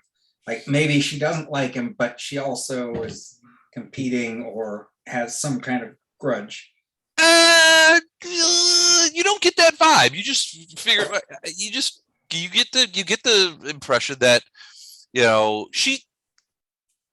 the impression you get is that she seems to be a sort of very what you see is what you get kind of person. She's very, straightforward, not flashy. She does honest business, honest price, that kind of stuff. She seems like a straight shooter. The vibe that you get from her about this guy is that he just doesn't. She doesn't like him because he comes in, he throws money around, he's flashy. It's it's not that he's ever done anything to her, and she'll readily admit he's never done anything wrong. In here, she's just like I don't like him, and you guys seem a different sort, and I'm just saying. I'm gonna roll diplomacy. Jeez, I need to roll some more 17s. Why don't you? All right. So diplomacy. What do you? Just look. We need to find someone to depend on to take us upriver. And it sounds to me like you don't like him, which is fine. We don't have to like him either, but we do need to know if we're going to get our throat slit or be double dealt. Oh, we won't. He might if he tries. Well, she's like, look, I have never heard anything, but people are satisfied buying his boats. I'm assuming that you're buying a boat from the man. I've never heard anybody complain about his boats. I have heard that he charges a little extra than maybe he ought to. He certainly seems to have plenty of money, which and he's not allergic to throwing it around. But if you're gonna buy a boat from the man, I say, tell you what. The only advice I could give you would be to check it out, make sure it's got no holes in it, or that he's put putty in the holes that are there, and it's gonna fall out when you're halfway up the swamp. That's all I'm saying. He's just a bit too shyster for me. Well, I appreciate your candor. I really do. Oh, you're welcome. You guys seem like genuine folks, and even though you're a bit fancier than most of the people that come in here, I've got no cause to complain, and I just thought I'd give you the benefit of my doubts. Okay, as soon as she says you're more fancy than most people, Wraith and I at the same time will look at each other and then look behind us, trying to see what she's talking about. Well, keep in mind of her 2 current clients. There's maybe 8 teeth between the 2 of them. Her 2 current clients are the 2 guys in the balcony from the Muppet Show. only with fewer teeth and more boiled eggs. Okay, we can go with this. I'm not worried about him giving something a vote. And at this point, having checked out the shops and stuff and realizing it's probably not a place where we can offload anything we have, now that I've had dinner and a couple of drinks, I'm just going to retire to the room. Okay. And I don't know. Does anybody else want to do anything this night? I'm ready to go. All right. I'm sending you a list for at some point if we have time in the morning. I just sent it to you via email. Okay. of stuff that you want to buy? Yeah, from the crone? It's definitely more complex than that, which is why I haven't figured it all out. So just for this purposes for now, this is a little start to play with it and see what Poe and I can do. Okay, sounds good. And we may have to fiddle a little bit, but we'll take into account that you we'll move on, but we'll retroactively go and say that. Okay, cool. Okay. So will we be able to rest or sleep on the boat ride up to our destination? Rest, yes. Sleep, unlikely. Now he said that it's a bit longer. It's sort of the long way around. So it's not the direct line that you're taking. So it does take what would normally take a day or a little longer than a day is going to be closer to 2 days. But he's like, look, I got a spot. What he told you before was he's got a spot. There's a place in one of these channels. He showed you it on the map that he had. He's like, basically, we're going to cut off in this channel, get out of the way. It's out of sight from any of the refugee barges or anything like that. Nobody will see us. There's a nice little island, pair of islands actually. Little. They're not huge, but they're dry, and you'll be safe there. And I'll be bringing like some tents and stuff like that. It'll be a little rough, but it's safe, and you don't have to worry about it. And we'll rest there. Then we'll rejoin the thing, and it actually leads into the way I'm taking you. I've stopped there many times before.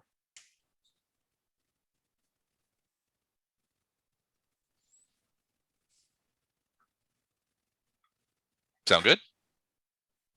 Yep. All right. You guys rest the evening, and the next morning, you can smell hot tea brewing in the bar area. There's a gentle knock at the door, and it's Alini, who is basically saying, "Breakfast will be about 20 minutes." And she knocks on each door. You can actually hear her go from door to door to door as she goes down the line. You guys wake up, and it's it was rustic but comfortable, and certainly clean, and a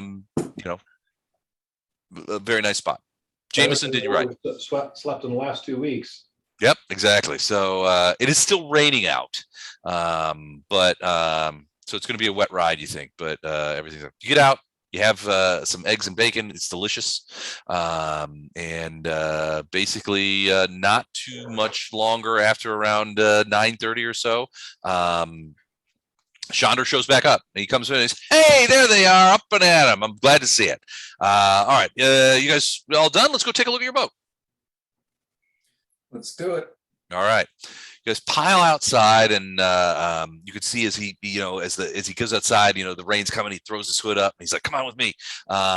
You go to your boat first. He kind of looks over. He seems like he knows a fair amount about boats, so he's kind of like looking in the gunwales and checking for dry rot and things like that. He says, "Yeah, it's a pretty good boat, elvish made, if I'm not mistaken. Is that true? Did you get this from some elves?" Sure. He goes, I stand by my 25 on that. So, I can give you 25. And then the boat I got, he's like, come with me. Let me show you what we'll be traveling out. And he takes you down a little ways in a different part of the dock, and you come to a flatboat. It's about 20 feet long. Going to be tight. The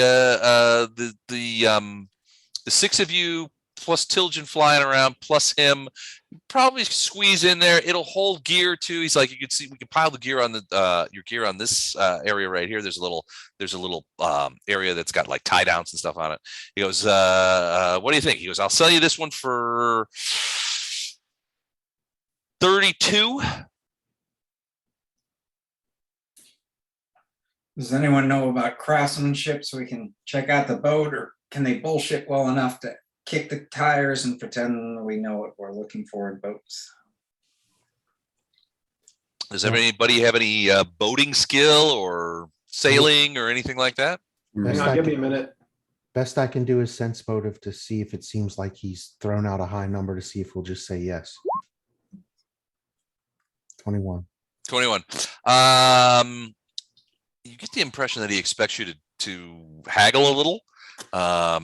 You're thinking for this boat, especially considering that he gave you 25 for your boat, it's probably, your guess is that it's probably worth a little more than your boat, but you think you can get him down to 28 or 30? All right. Yeah, I'll let Titus know that so he can negotiate with the information. Okay. Well, money's a little tight. What would you say to 26? 26. He's like, come here, Titus, take a look at this boat. And he's like, look, you see that under there? That's the absence of dry rot. In this weather, keeping these boats in he goes into a bit of a ramble about various dry rots. He's like, look, you got the flat bottom boat. He goes here, he bangs on it a little bit. He's like, look, you got sturdy. You got 4 inches of solid oak under there that's going to keep you away from the swamp. And that's exactly what you want in a boat like this. You want to swamp. 26 is out of the question. I could conceivably go to 31. But man, we're I'm probably losing money on this. Let me sense motive. Just go with it. Just go with it. All right. Aradar would be getting visibly impatient. Let's just go. Okay. Let's just go. All right. I'll give you 30. 30. Oh man, you're real. All right. This is what I'm gonna do. 30. I'll take 30. But when you guys come back this way, and when you get to Seaguen, I want you to tell everybody that when they come to Vidor, they buy their boats from Chandra. You highly recommend. You show them the boat. You make sure they get a deal. We got an agreement? Sure. Why don't you slap a bumper sticker on there? It's already got like a little license plate thing that says Chandra's Boats. A little tag. All right, what's it going to take for me to put you in a flatboat today? All right, so gets the deal. He's like, let's get your gear sorted. He's going, all right, so 25 the boat. Here's I'm taking that, and then 30, so it's plus 5. He goes, all right, I'll need 5 for the even up. I need 5 gold for the boat, and then I need the 40 for that other thing that we mentioned, so we can get started. Well, somebody pay the man. So I'll give him 5 for the boat. All right. And I'll take the bag of garnets out, drop the 4 of them in my hand, hand him 2 of them, and put 2 of them back in my pocket. He takes a look at them, holds one up to the thing. All right, you got a deal, Mr. Wraith. Pockets them, they disappear. He goes, all right, get your gear, meet me back down here, 1 hour, and we will set out. Doesn't take long. You can see him. He's talking to some of the dockside guys as you guys walk back to go get your gear from the brass trolley. He's arranging for water. He's getting, you can see he's getting some packets of food that look like dried fish or something like that he's laying into the boat. And he's got a big canvas sort of carry-all or leather carry-all that looks like wax leather to keep the water off it. So he's basically getting his gear and food and water for the trip. Doesn't take you guys long. Get back out. He's like, "Is everybody ready?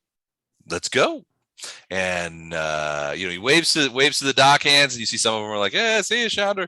And gets the boat out, and he's poling the boat. He's like, "I'll turn the boat over to you later on once we get into the river, but let me get us out of here first." You guys get out into the river and begin heading towards Seaguen.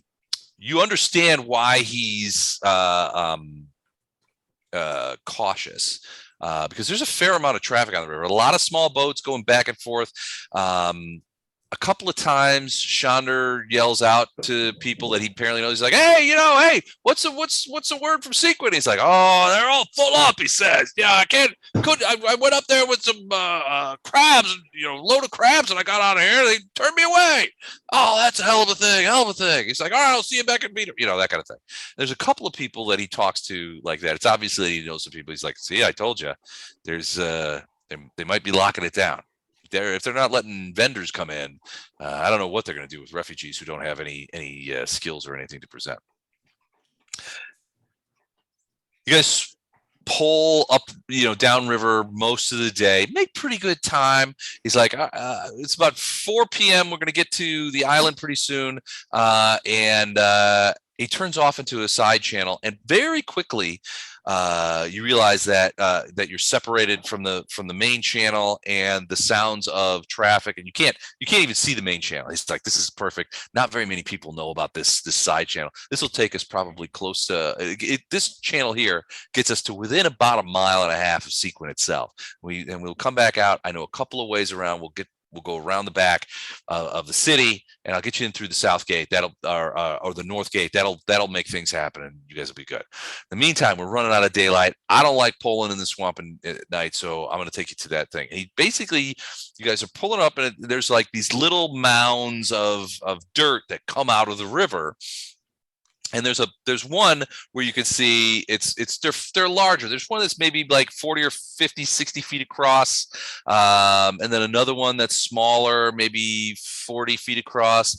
But the one notable thing that you see of it, he goes, and you see him point, he goes, "That's the place." You see that on the littler of the island, there was a tree, and it looks like it's been uprooted or fell over in a storm or something like that, because the tree sort of connects both of the islands. There's various underbrush and a couple of other little smaller little places that aren't very big, maybe 20 feet across, that kind of stuff. He goes, "We'll put in at the big spot there. That's where we'll set up camp." And so you guys, he basically pulls it in, thump, as you get to this island, and he starts pulling stuff out of there and begins thing. He was, it's okay. It's safe and dry up here despite the rain. We'll set up, and he sets up next to the tree, he sets up a couple of small tents. They're 2-man tents. They're not very big. You guys are going to be roughing it a bit, but he's got several, and he sets up one for himself and gets a fire started fairly quickly, and pulls food out of the thing. He's like, I got some fish and some bread. He goes, it's decent fare, but I don't charge you extra for it. And he smiles, 100-watt smile. Afternoon and the evening goes as pretty much as planned, and there's no issues. And he's like, all right, well, I'm gonna turn in. I will see you guys in the morning. There's still a little bit of ale in that bucket over there if you want to finish it up. And we'll get started first thing in the morning. And he sort of goes inside his little tent and shuts the flaps. Set up a watch. Okay. You guys set up a watch? Do you want to do that, or? Yeah, I want to set up a watch. Yeah. You don't feel safe out on an island in the middle of a swamp? Not really. Not as much as you'd think. So I'll take a watch. Wraith will take a watch, I'm sure. yeah, I'll take whichever watch, and then whichever one it is, I'm going to go stealth somewhere Okay. and just keep an eye on everything and everyone. Okay. There's not much to this island. The island itself is not very big. Like I said, maybe 40, 50 feet across, another 30 feet wide. That's the bigger one. There's smaller islands as well, but everybody's sort of crowded onto the bigger one. And in the evening progresses fairly uneventfully. Who's got second watch? How do you guys split them up? I'll go. Well, now no one's going to take second watch. But we're basically going to sleep for 8 hours, right? That's the plan, yeah. So we need 4 of us to take 2-hour watches. I was gonna take a middle of the night because I've got dark vision. And I was gonna hang out watching Okay. that log, because that log to me feels like a bridge. Just a bridge, and a bridge isn't necessarily a Yeah, good thing. both So that's Wraith where and I I- was gonna hang out. Yeah. And Plus, Wraith so, and I have dark vision as well, so right. So the first watch can go to whoever wants to. probably Ono. Yeah, if Ono wants to take a watch, he can take the first one because it won't be dark. And then. Oh no, do you have dark vision or no? No. That's Okay. why I'll take the first watch. That's right, you're a human. Okay. Yeah. So Odo I, is- I can take second, and Arendar can take third, and then Vondi can take the last watch in the And we'll let dark the hours. casters rest And- and get and their the- spells back. Yeah, exactly. Sounds good. Okay.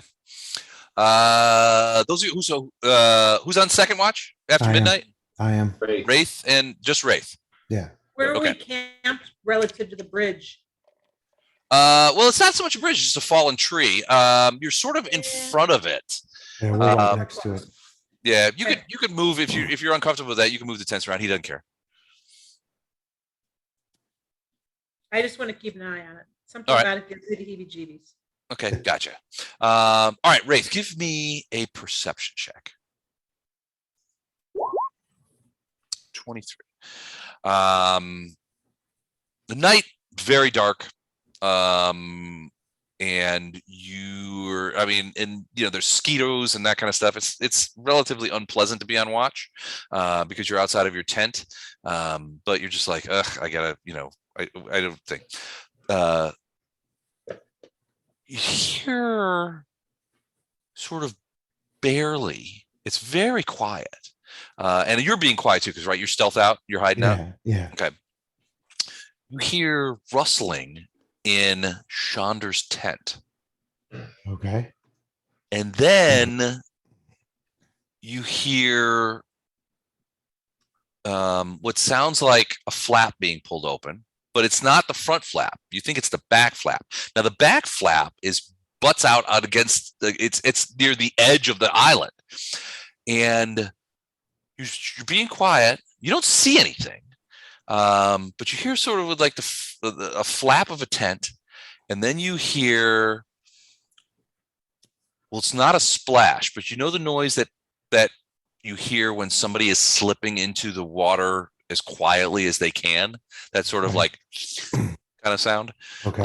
You hear that on the other side of Chandra's tent. Okay, so can I stealth to where I can actually see what the hell's going on? So yeah, you go over there, and you have dark vision. You're an elf, Yes. right? Yeah, I'm All right. I'm half drow. I have very good dark vision. That's right. Okay, so you could see the thing. You don't. The back of, so you kind of like look around and look at the back of Chandra's tent. It doesn't look disturbed in any way. You look out in the water and you can see, and there's something swimming. And I mentioned there are smaller islands kind of bushed around. Yeah. As you're watching, you see what looks to be a head sort of swimming over to one of those islands. You can, there's water sort of around the sides. Very quiet. If you were asleep, you would never hear this. Okay.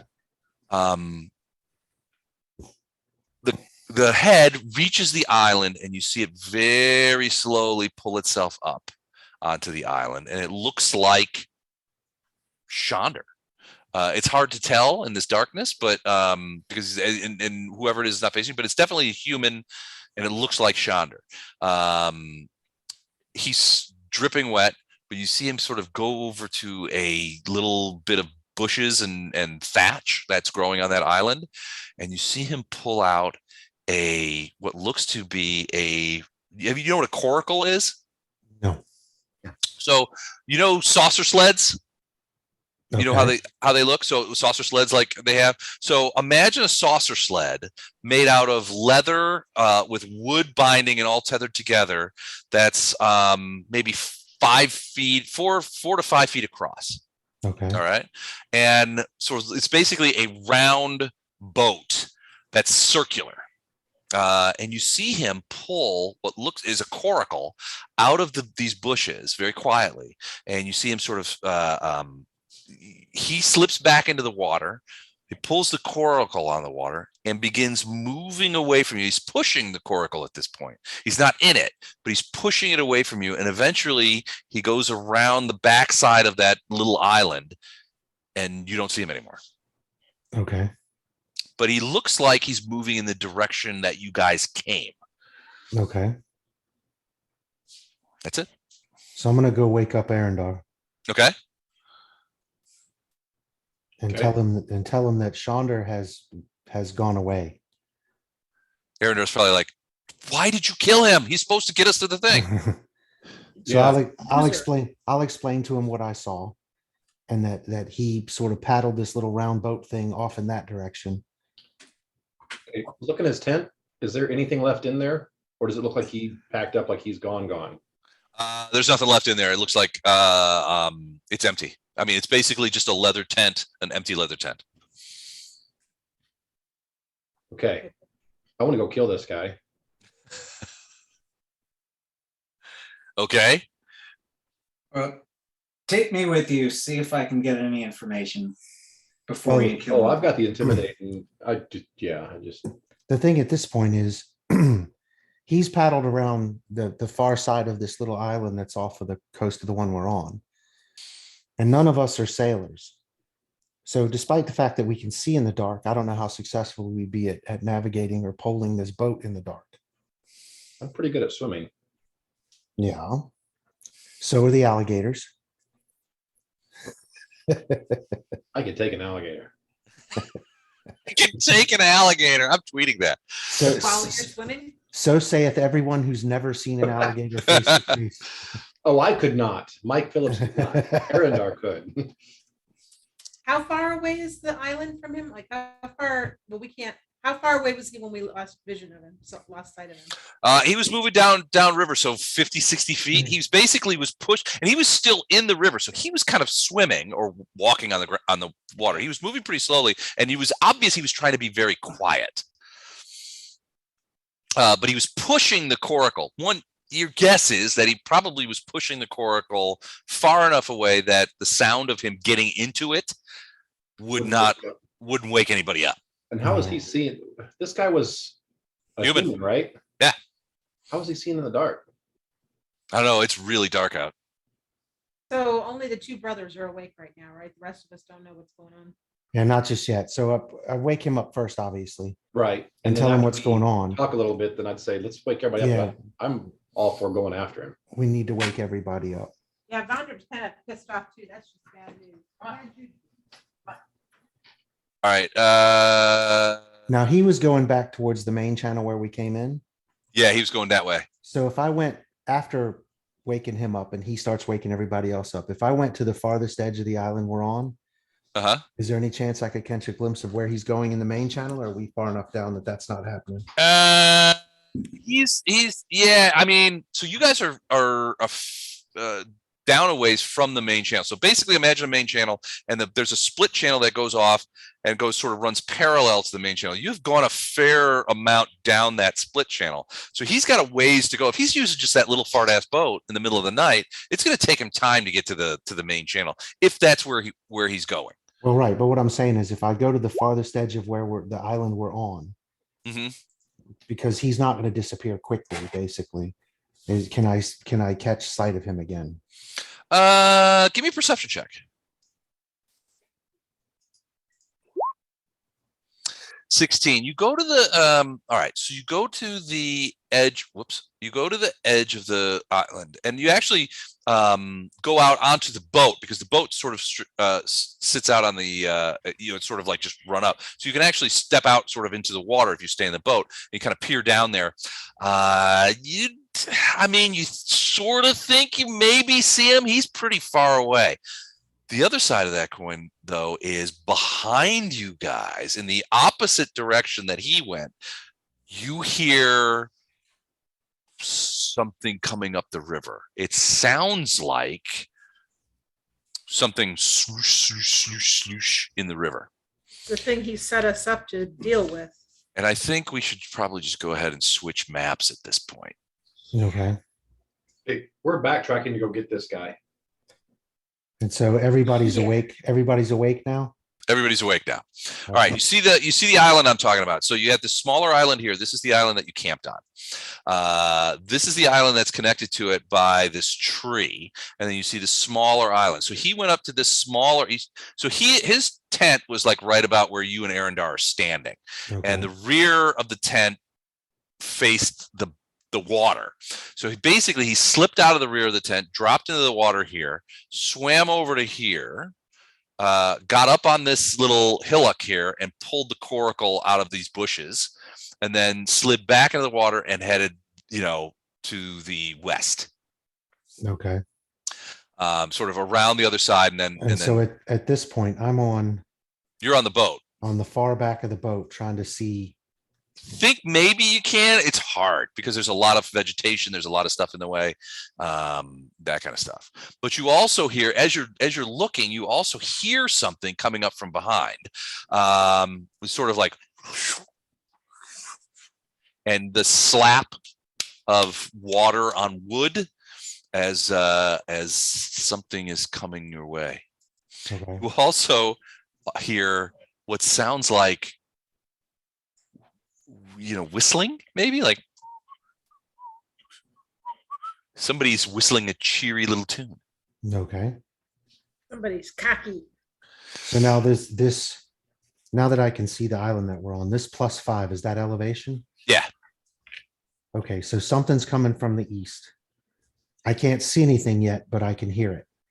Correct.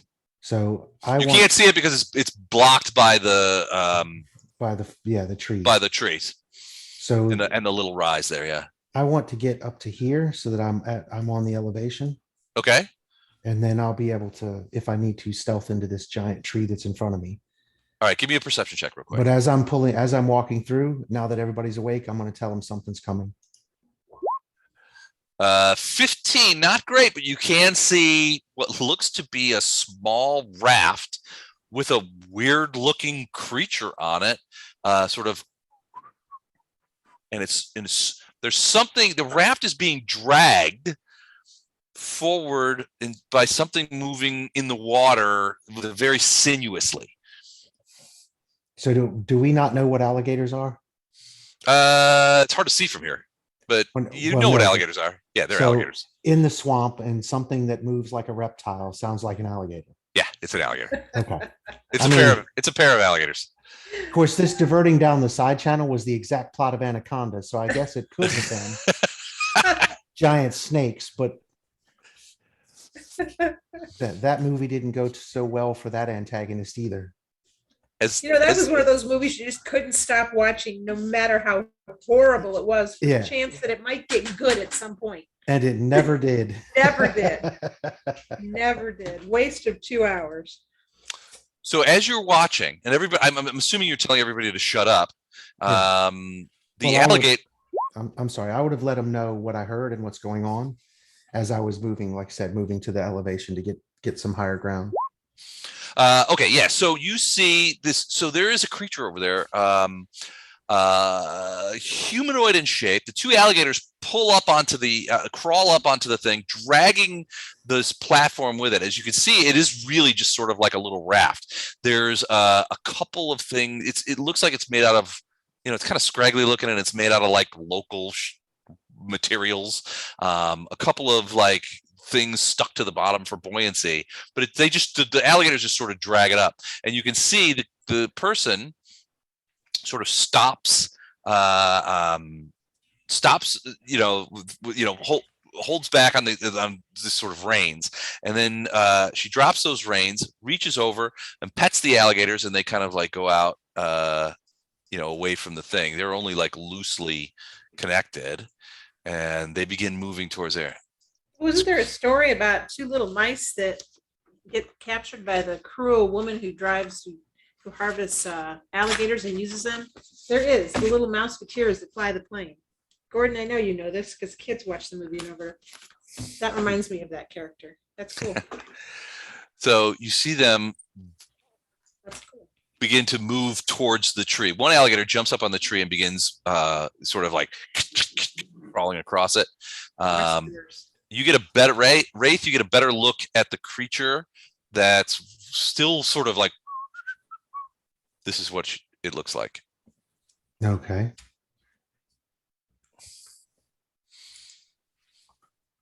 All right.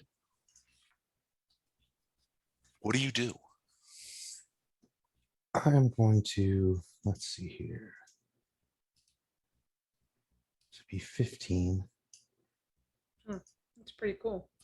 I'm going to stealth to here. Okay.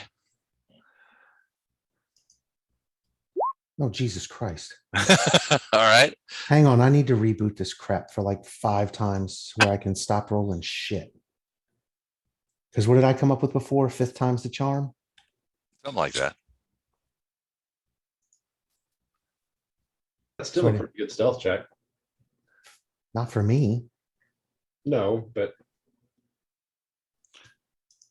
All right. So you're stealthing, or trying to anyway. What? What? You're sort of like getting into those bushes, kind of thing. Yeah. Okay. All right. Hold on. I gotta see. What's my perception? Okay. Hold on. Let me roll something real quick. Okay.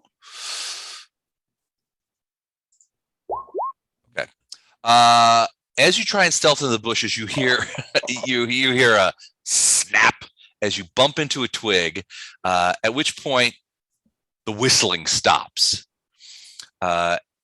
Everyone freezes, and you can hear the sort of sinuous sploosh of what sounds like an alligator getting into the water again. Then you hear a voice from the other island that says, "Oh, my pretty, I see you there in those bushes. So you're awake, huh? Shander didn't leave you sleeping comfortably, or did you stay awake because you didn't trust him?" It's whispered. The rest of you can barely hear that. Did you stay awake because you didn't trust him, or you just have trouble sleeping? I guess I should roll diplomacy. Then you hear another splash, sploosh. I'm going to go on up fire and attack anything that comes out of the water. I just rolled a 28 diplomacy. Be diplomatic with her. Yes. All right, so you're rolling diplomacy. What do you? You may have. Can you eat them instead of me? Welcome to the island. Let's get him. All right. So Titus, you rolled diplomacy. I'm very curious as to what you're going to say. I'm going to say, hey, we're just helpless travels. Where are we? What is going on? I love it when the dinner talks. I like it when dinner talks back. What's your name? And you hear her voice is kind of like comes back up. You can see her sort of coming over here. What's your name, dinner? Arendar calls out, how do you feel about indigestion? I never suffer from it. Everything, I'm used to eating snakes and spiders and stuff like that. And, when I get a little man flesh, it's also it sits well. I don't think she peers across. You can see her looking across there. And Titus, you don't have dark vision either, do you? Or do you? I do. All right. Well, you could see this woman peering across the island, her eyes sort of lanterns, sort of looking over, and she's like, I don't think you're for eating. I think you go in the pot. Sisters, it's time for us to get our dinner. And then you hear more splashes. Uh-oh. Vondi's gonna plant his spear, his weapon, and his spear, and just watch the water. Okay. You hear splashes and the sounds of swimming, and we should probably go ahead and roll a niche. All right. Initiative.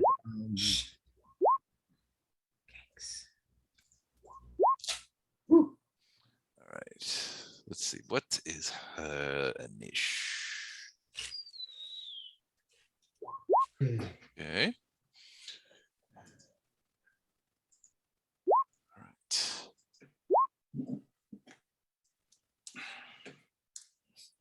All right. And then. Well, Wraith. Fast. It's kind of his thing.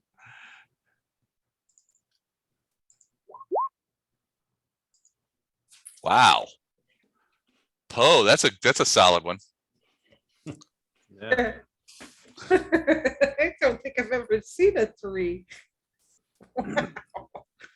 That's actually wrong, I think, because I have a +0, so I'm not sure where that 01 is coming from. All right.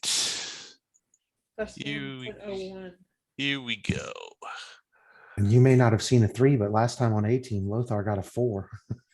Wow. Somebody Saturday night, somebody got a 0. How do you get a 0? You- They had you- a negative. Yeah, he had a -1 on Dex check, and he was rolling a dexterity save and rolled a 1, and -1 he got a 0. It was great. He did not make that check. Not good. Nice. All right, let's do this. Okay, so first things first. As you guys wait, actually, I got to do these guys too. Hold on. What about my gators?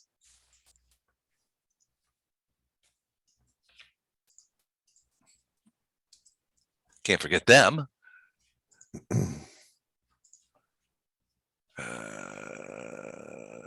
Okay, and then their niche is, hold on a sec. 11. Okay. All right, cool. And I'm gonna put them right there. Okay, sweet. All right, so round 1 begins. You guys are hearing water. It's pretty dark, so unless you guys have some significant light, Ono, you can only see a few, really only a couple of feet in front of you. So it's going to be difficult for you. Anybody else have problems seeing in the dark? No, I have dark vision. Okay. And everybody, so I think it's just Ono that is human. All right, Ono, you may be thinking, I need there's a little bit of light coming from the campfire that you guys made, but it's gone to embers now. It's not providing a ton of light. All right, so let's go ahead and start. Wraith, you are up first. Okay, so in this bushes, Mm-hmm. do I have a clear path to shoot? You can shoot. Yeah, it's not. It's an old dead tree, so it's not really super bushy. Okay, so 2 arrows at whoever that is. All right. This is diplomacy. This is diplomacy. So a All right. 22 and an 18. Ooh. Actually, a 23 and a 19 because I'm within 30 feet. All right. The 23 will hit. The 19 will not. And I acted before Actually, she did. yes, they don't have their decks. So right. they don't have their decks and it's precision damage. Well, now wait a second. How could they not have their decks? She's been talking to you. Because she hasn't. The Her first round of initiative. combat. Yeah, her initiative Until is. someone goes, they're flat-footed. Yeah. Well, I think that stinks. All right. So touch AC or flat-footed AC? No. Just flat-footed. Yeah. Flat-footed. Okay, so she doesn't get her decks. All right. The 20 will hit, or 19 will hit. Okay, so it's 7 points of damage plus 4 for precision. So that's 11 plus 2 bleed. Okay. And the second one is 9 points of damage plus 6 precision. The bleed doesn't stack, so she's got 2 bleed. 2 bleed. So what is the? Okay, hold on. 6, 7, 8, 9, 10, 11, 12, 13. 26. 26. 27. 27. And 2 And then- and 2 of that is persistent bleed. Okay. All right. Let me with the bleed. So you hear a scream from over there as she is hit by a couple. Oh, that's wrong. Sorry. Sorry. Here we go. Otherwise, we're screwed. No. The 2 arrows hit, and you hear a scream. It's like, sisters, aid me! I am beset. And you see her staggering backwards a little bit under the assault of the arrows, which slam into her. Okay, what is she gonna do? And now that it's her turn, she takes bleed again, right? She takes it on your turn. On my turn? Okay. Yeah. All right. All right. What's her movement? She's gonna go.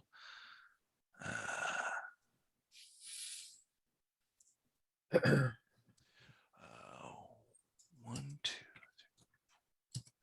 All right. So you can hear something swimming off in this area here, and then this other creature jumps out onto the island and begins running. Sister, I'm here to help. This is what she looks like. Okie dokie. I'm here to help. I don't think she's there to help. She comes over here and begins working on the arrows, and you can see her beginning to do some sort of spell. Oh no. Yes, sir. I assume I cannot see. You have a hard time seeing. I mean, you hear people talking around you, your guys and them. It was a little disconcerting to be referred to as dinner. That's not always great. But yeah, you can't see any enemies. You can see Vondram. Okay. I wish I had the blind fighting skill. I don't. Can I hear my way toward? Give me a perception check. Sure. Perception. Where am I? Right there. Come here. Wait. All right. So I can't hear. All right. I grew up. What'd you roll? 13. That's not that bad. Hold on. I forgot somebody. Okay, cool. Hold on 1 second. All right. So you can hear the sound of Wraith's bowstring going off. You can hear screams from sort of over to your east, and the sound, and somebody else's sounds like, I'm coming, sister, I'm here for you. And that kind of stuff. You also hear some water moving sort of to your southeast. All right. But and then you can see Vondram, but you can't really see anything else. Okay. I'm gonna assume I cannot see this thing here. No, you could hear something moving in the water though. All right. I, you know, I guess I could only advance here. Okay. Can I? All right. Now you can see something moving in the water, and coming out of the water looks to be a large alligator. Can I hit it? Sure. You could try. Let me try. Here we go. All right. I'm gonna do my crane style strike. Here it Okay. comes. The old gator punch. 18. Rolling 18? You punched a gator? That's a hit. All right, great. 9 points of gator damage. Good. Hot damn. He's gonna make All some right, moves after boom. So you see, so Ray, the rest of you guys sort of see Ono kind of like move over to the edge. He looks down, and you see him just like slam his hand into this guy's head. And the gator is just like, damn, that hurt. Okay. Aim between the eye shine. Sorry? I What'd you said say, aim- Mike? Oh, No, go ahead. What were you saying, Chuck? I said aim between the eye shine. And Mike, what'd you say? I didn't say anything. Oh, okay, never mind then. Go ahead. Do I get a second strike or no? You only did a 5-foot step, so yeah, you would. Okay, great. I declare stunning blow. Okay. Okay. Or is that a full round action? No, it's just part of one of your attacks. Okay. Stunning blow. I have to declare it ahead of time. 12. Shit. 12's a miss. Darn it. So you did not stun. You hit the water as the alligator dodges out of the way, moves his head around, and you hear you see his mouth just open up, as you know how alligators do. Tilgen flies over, and she's got her bow. And she's like, "Oh no, I know you can't see. Let me help you." And doing, she shoots at the gator.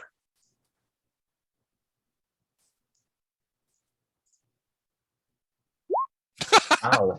And potential crits it. She did crit it. Holy cow, she crit the gator. All right. Since I'm the DM, I'm going with the chart. It's called paper cut. Target suffers max damage and a -2 penalty on attack rolls, skill checks, and ability checks for 1d4 rounds. So he's -2. The gator is at -2. And the max damage would be, well, it's D6 -1, so 5 points. So let me go ahead and do that. Boom. Arendar. I'm going to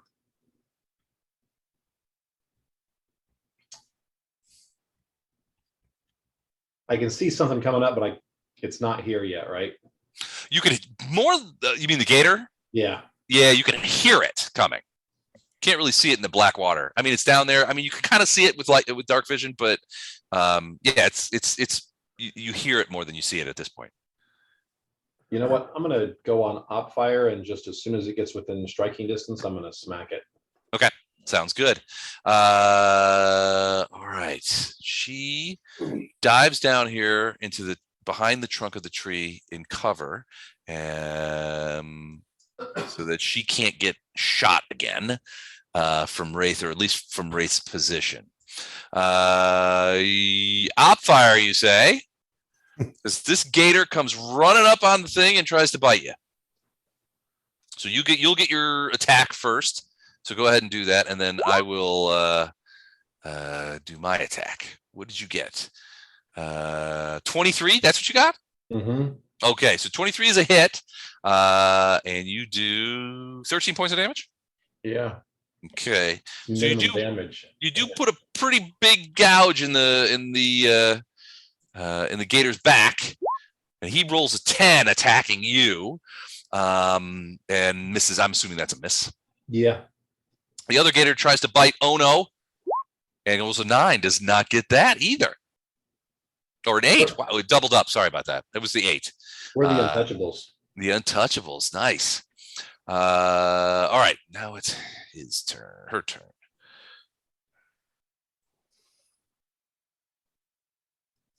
Let's see. Okay. they're gonna do that. She's gonna do that. Hold on just a sec. Titus, give me a perception check. Yes, sir.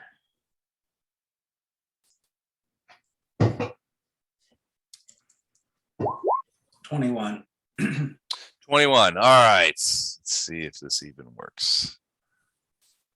It didn't work the way I wanted it to. Hold on a sec. Yeah, that will work.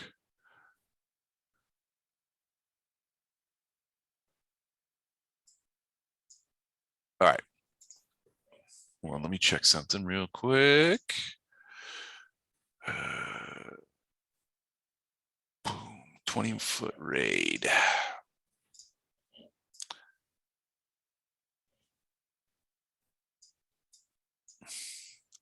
Sorry, hold on a second. What is that? A cloud of what? We'll get there. What is it?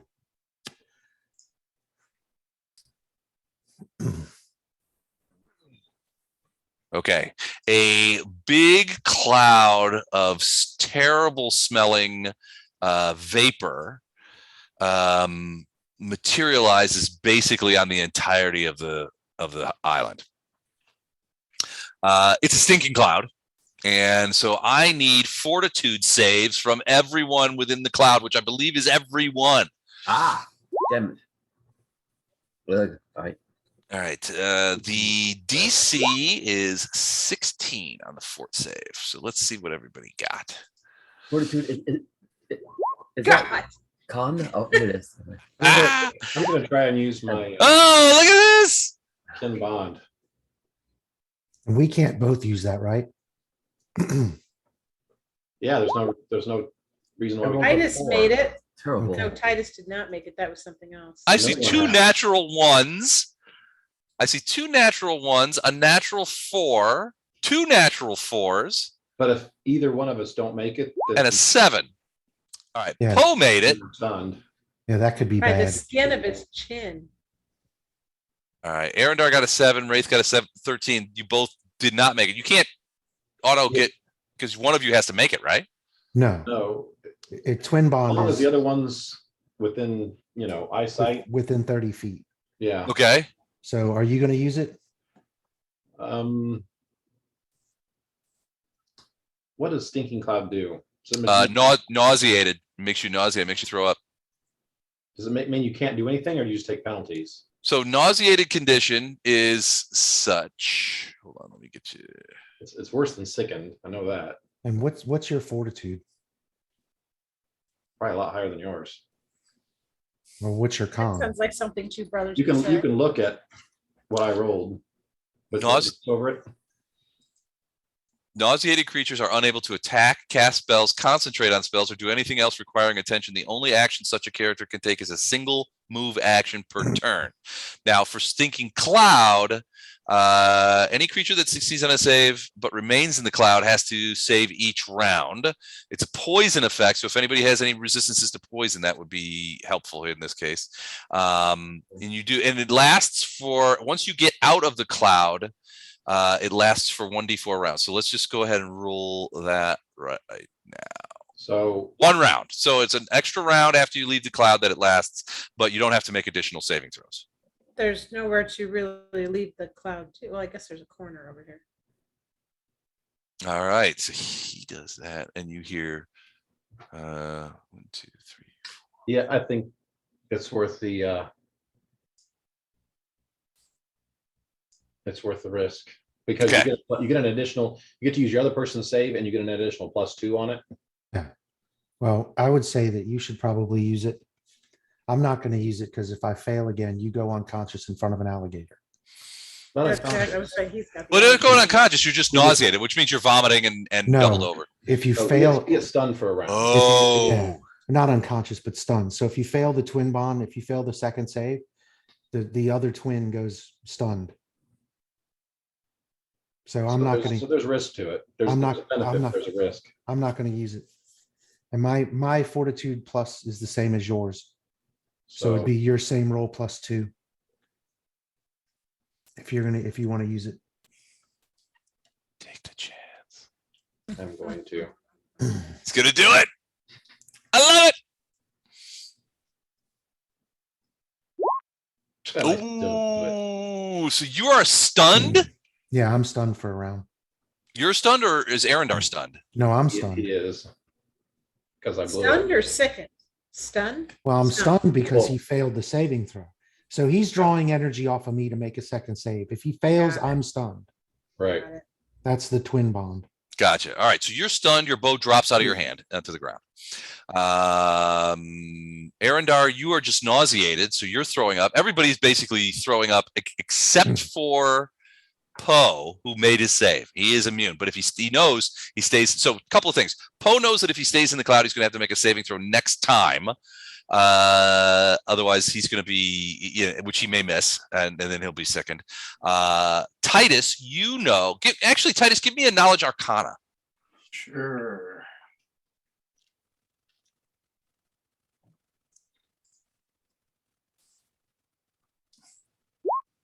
Wow. Okay. What's this you- magic thing? You hope that stinking clouds don't move. But you're not sure. Vandram, you can do a single move action while you throw up. Okay, so Vandu's gonna move to the clear air. Does he really know where the clear air is over here? I'll give it to you. Okay, that's where he's gonna go. Is that clear? All right. It What's is. that? It is. Okay. And that's all I can do? That's all I can do. That's all you could do. Just one move action. I don't know if you want to move further away from the cloud or anything like that, but it's up to you.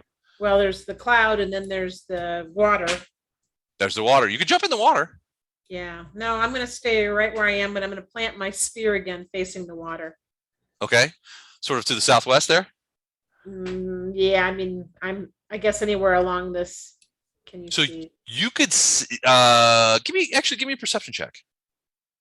if I see what I don't think I want to see? Yeah, I don't know that you're gonna want to see this.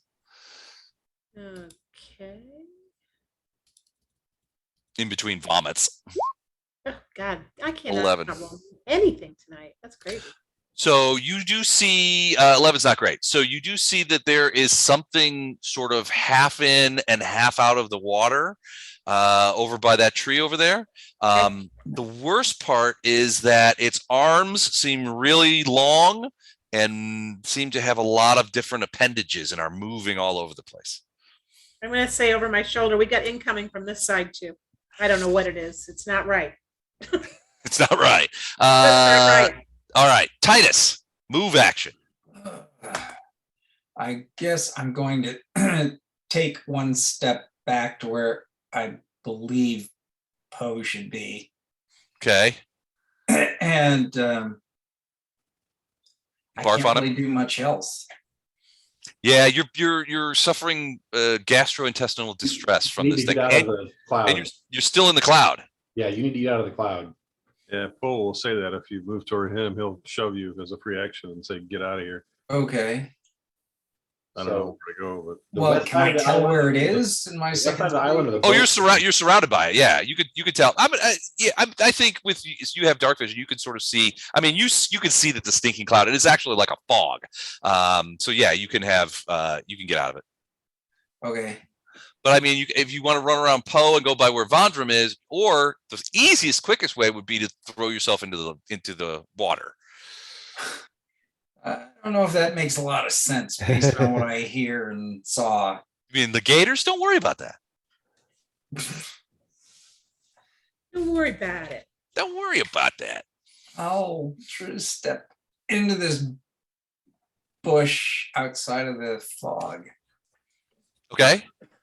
Which bush is that? Okay. So you run back. Vandram, you see a coughing and barfing Titus come stumbling out of the fog, and he leans over to retch into a bush. Fantastic. Poe, the only one not barfing. you know what? I didn't save the Laura. Let me do that real quick.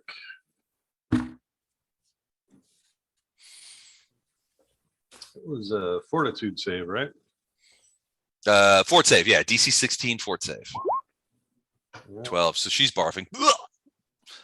The little phase. I wonder what it's like to see a sprite barf. He's gonna go sit down on the boat and get out of that. Okay, she's barfing on the boat. And what do you do? Barfing sprinkles and rainbows. Folk can see this guy. What is this? The one that had the elongated arms? Yeah, give me a perception check.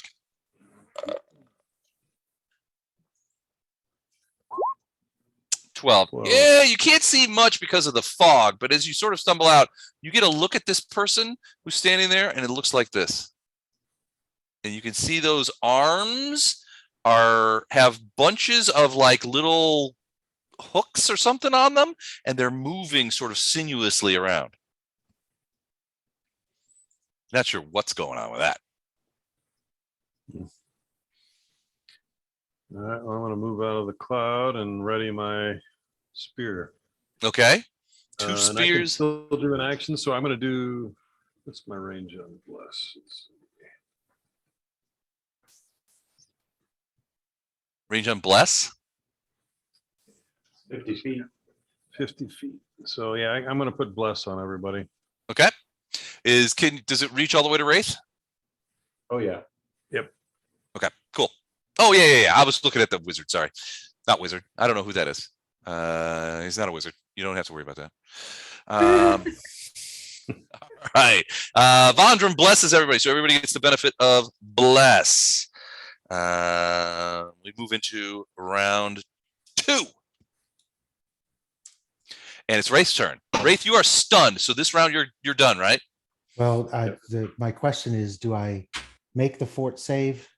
Because I'm stunned, but I guess I'm still puking, right? Correct. So do I make another fort save even while I'm stunned, or is that not an option? Once you don't need to make another. You're already affected by the cloud, so you're busy barfing and stunned. You don't get double barf if you miss another fort save. So you've already blown the fort save, so you're affected by the nausea. Okay. It's just in addition to that, you're stunned for a round as well. Well, right. And your mouth is filling up with yesterday's dinner. All right, so that's it for Wraith. So you're not stunned next round. The stun is off. All right, so etouffee doesn't taste as good on the way back. it's reverse etouffee. That would be bad. That would be really bad. Actually, it tastes better from marinating overnight. Oh yeah. All right, 3d8 plus 1 per caster level. Let's see what that means. CL, where are you? 5. All right, 3d8 plus 5. All right, so let's go ahead and do that. Oh, and the chick takes 2 points of damage because that was my turn. Okay. On my turn. Okay, I'll factor that in. But she also, ooh, look at those 8s. She also gets back 25 points. So I'll take that off. So 23 total. We'll bring her to 31. Thank you, sister. Thank you. It is my pleasure to heal you, sister. Tilgian flies straight up and barfs on Ono. So she's going up. Small, so it's a little bit of barf. She's going up to, I'm going to say, just flat out 40 feet straight up in the air. Hold on, it didn't do it. Stop it.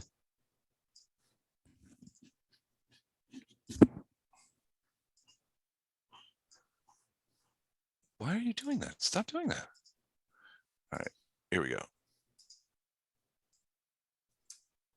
Okay. Damn it.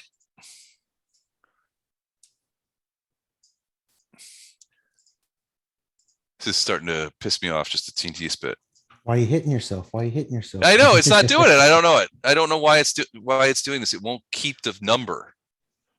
Oh, in the blue circle? Yeah, it turns off. Huh. I don't know. Anyway, she's 40 feet in the air, and lets out a little fey barf onto Ono. Ono, you're pretty sure Tilgen just barfed on you. She's definitely gone. The alligator's still there though. You're barfing, so you can move, but you can't attack. I can't attack. No, you can make a single move action when you're nauseated. Oh, You need to get out of the cloud. all right. Where can't really see very well. You're surrounded by a cloud that's making you hurl.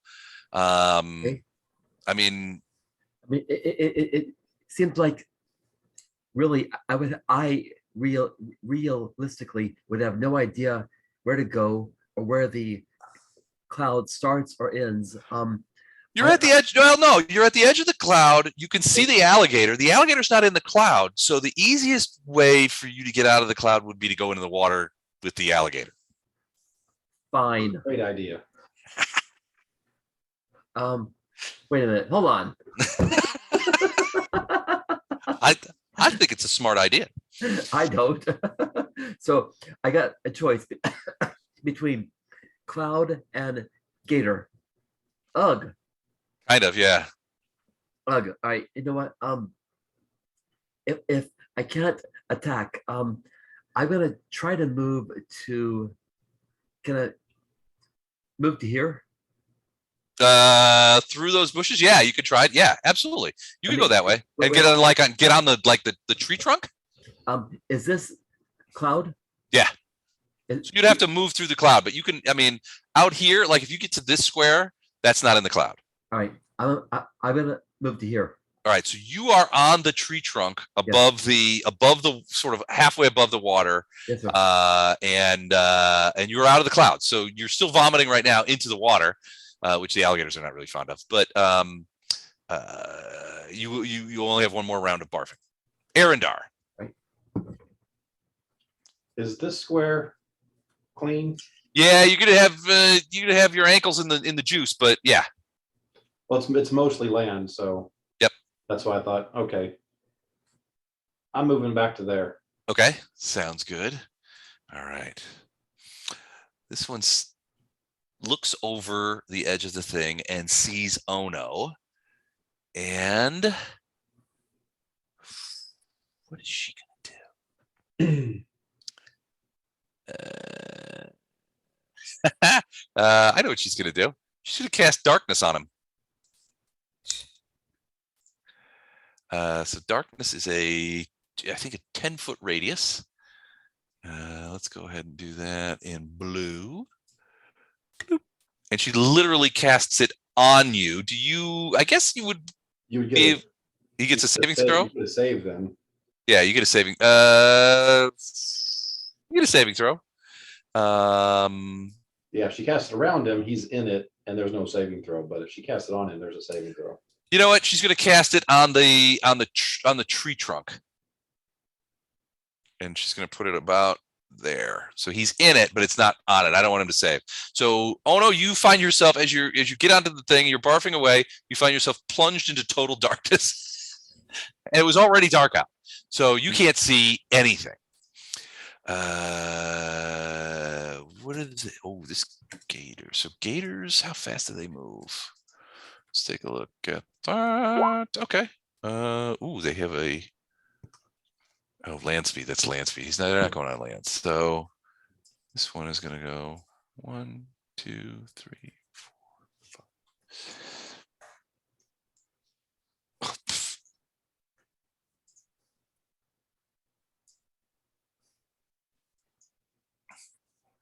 So Poe, you see a gator swimming up and begins to come up on land by you. It's coming after you. This one is going to back up, swim over here, and do a single attack on Arendar. When you are nauseated, do you lose your dex, don't you? It's like nauseated creatures are unable to attack, cast spells, or do anything else requiring attention. It doesn't say, so I guess not. I guess you can still sort of defend yourself. You can still, probably jerk out of the way, or Okay, so it's going to try and bite your ankle, and if it's successful, it's going to try a grab attack to drag you into the water, as they're known to do. Here's the bite. The death roll. Watch out for the death roll. 21 hit you? Is puking in an alligator's mouth considered feeding the Feeding the animals? 21 hit you? No, Oh, how close am I? you're 3 away. 3 away. Oh, geez. Okay, that's going to be hard to hit. So, all right, you pull your leg away at the last moment. We'll get my shield down there, one of the two. And then what are they going to do?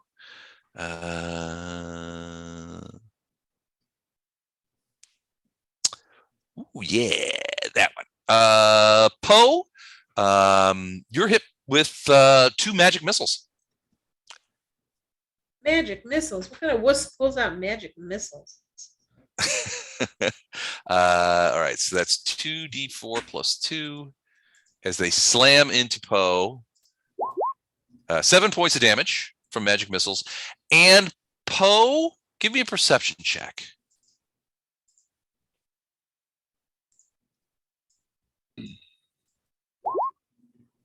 All right, you get a much better look at the creature that shot the magic missiles at you. She's over here. She's over here standing in this bush. Those wiggly arms drop off, land in the water, and begin swimming over to you. Are they snakes or eels or something? They're centipedes.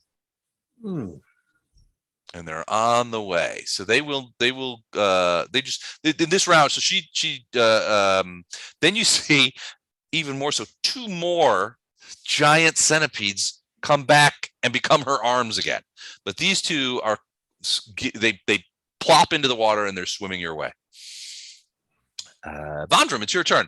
You're still nauseated, but this is the last round. As long as you stay out of the cloud, this is the last round that you're nauseated. So you can still do a single move action. Reaction, I'm going to say that creature has centipedes and they're coming this way, probably poisonous. Okay, I'm going to actually act like I'm really still sick. Not I don't think the alligator has much intelligence, but maybe it'll see me as weak. I'm going to kind of stumble here and make a bit of a scene to catch his attention. Okay, you can't. You're still sick, so you can't. Yeah, I know. I'm just moving. I'm just moving. Okay. What is it? Alt to do this? Yeah, it's all. Hold on, all. Okay, so and then as I do that, I'm going to like set my spear low, but set it in the ground. In the ground? Okay. Oh, in case it charges up there? Okay. Yeah, gotcha. But I'm going to try and really make myself seem vulnerable to take the alligator's attention. Gotcha. Okay. Oh no. What's how to I'm so weak. I'm so drunk. All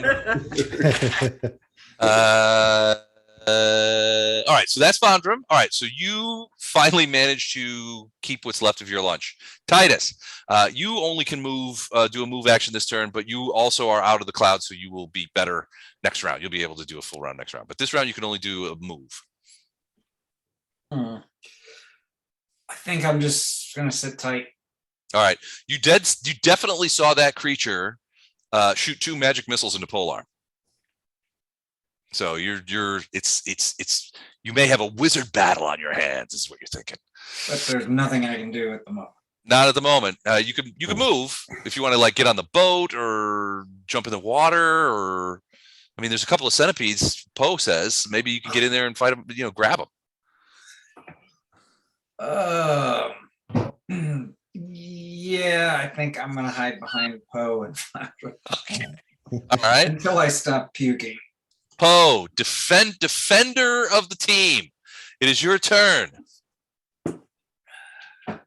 I'm gonna do a sound burst on all 3 of those things. What is that? What's the 10 foot radius? 10 foot radius. 10-foot rad. Okay. Sound bursts, I believe, are orange mostly. Okay, here is. You see it? Oh, I'm on the wrong level. All right, so like right there, you want to put it? Right. 10-foot radius. Oh, actually, can I? Yeah, that's huge. Yeah, it's 10 foot. Oh, it's 10 foot. Okay, hold on. Yeah, I can only do those 3, I think. Okay, there you should be able to move that one. Okay. So I need a fort save. Fort save from 17. that person. All right, so I got a +4 fort. So it's not a walk in the park.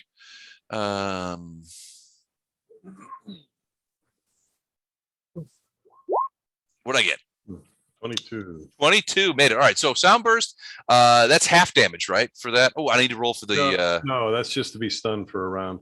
Oh, They, okay. they take a point of damage. Are the centipedes connected to her? There's only No, one. they're their own guys, so they're gonna roll north, Oh, good. south. There we go. Right. So they none of them are stunned either. So So they'll take a point of damage, and that just was 1 it. point. Yep. Okay. I rolled a 1. Oh God, really? Oh yeah, you did, didn't you? On an 8? Mhm. Wow, that sucks. Thanks for pointing that out, Les. I didn't know. Sorry, just it wasn't a critique. It was just an observation. All right, and that is the end of round 2. We go into round 3. Wraith, you are now unstunned, but still hurling your guts out. Yeah. So for whatever reason, I'm having difficulty seeing the edges of this smoke thing you've created. Okay. This square here looks like it's clear of it. Yeah, it's clear. Yeah, it's in the edge there. It's a bunch of bushes in there, but you can punch over So there. I'm gonna stumble my puking ass over there to get out of the area of effect. All right, sounds good.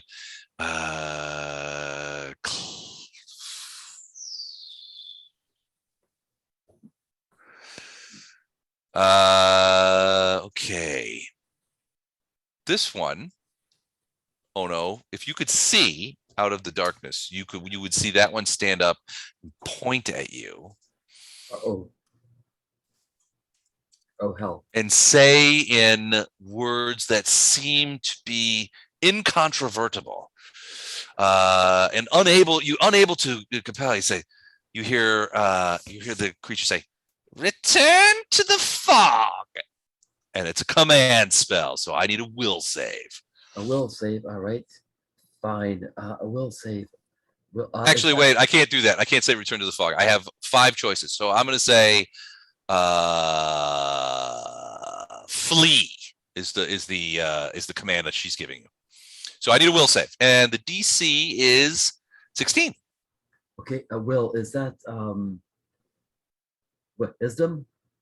Yeah. Well, will save. It's a regular saving throw. Regular Yeah, fort dex or fort will and reflex are the 3 here it saves. is. Ah, yes. 17, you made it. All right. So what happens when you? I guess nothing. He goes, no. Yeah, will negates. Yeah. So you hear this, flee back into the fog, and you're just like, Hey, at yeah. first you're like, okay, and then you're like, hey, wait a minute, I don't take orders from her. Screw you. And then you also hear. A splash. I'm gonna right. punch some more gators. All right, Tilgen is still puking, but she's continuing to fly. She's out of the cloud, and she will be fine next turn. Oh no, you can't see anything. Some woman just told you to flee, and you decided not to do that. You know that the fog is behind you. You're still puking a little bit this round, but you feel like the worst of it is over. All right, is it my turn? Yes. Can I tell where the word flee came Sure. from? Kind of like over here. Okay, cool. And can I see this tree here? You can see the tree under your feet, but you are shrouded. It's nighttime, which you can't really see very well in. And now you're surrounded by some sort of cloying darkness that you can't see your hand in front of your face. Shit. All right. All right. You know you're still on the tree. You know Okay. you're still throwing up. Can I use my, oh, you know what? Okay, let me try something here. I have a skill. My skill is called key power feather feather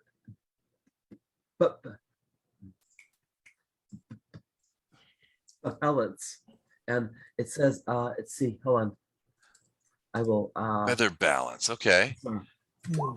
now can I try to walk across this log in the dark as though I were walking on a line? Yeah, feather balance. A monk with this ability can spend 1 key point as a swift action to achieve perfect balance. While this is active, the monk treats any acrobatics attempt made to balance as if he had rolled a 20. It lasts for 1 minute. I think that would work. work. You know, you have a general sense of where the thing is. I think, yeah, roll an acrobatics. Well, no, you don't have to roll. It's a 20. What's your acrobatics bonus? Acrobatics. I happen to be rather good at that. It's a +9. +9. So you would get essentially a 29. Yes, sir. On your ability to walk across this tree. I think you could easily do it. Okay. Can I walk across and punch her? No, you're still throwing up, but you can walk across and get next to her and get out of the Fine. darkness. You know what? Can Fine. you throw up on her? You potentially could throw up on her, yeah. Okay. My goal in life right now is to punch the bog hag. You want to throw up on a witch? Takes me back to my junior high days.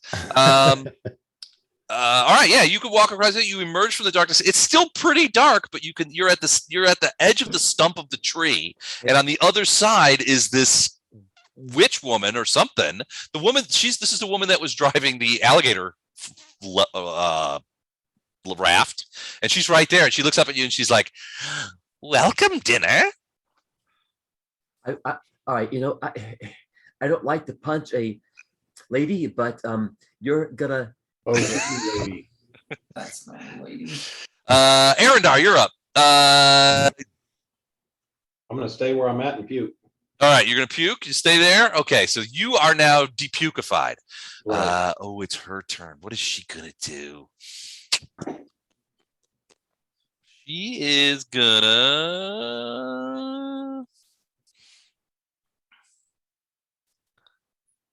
Oh man.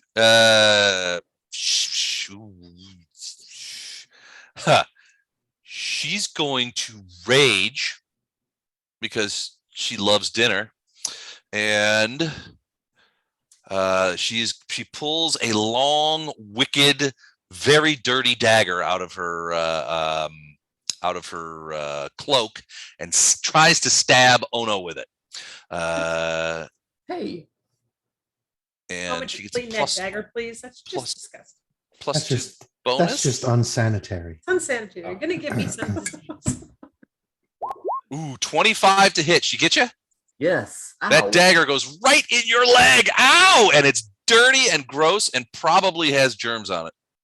Ew. She probably didn't disinfect it before she. Ooh, max damage, 8 points of ooh, he's immune to a disease. That's right. All right, so this gross dagger just stabbed you right in the calf, and you could hear her laughing. I like to fillet the dinner before I cook it. And then she's also going to. Well, she drew the dagger, so she's. I guess she can't really move. So okay, she's gonna stay there. Ow. Gator attacks.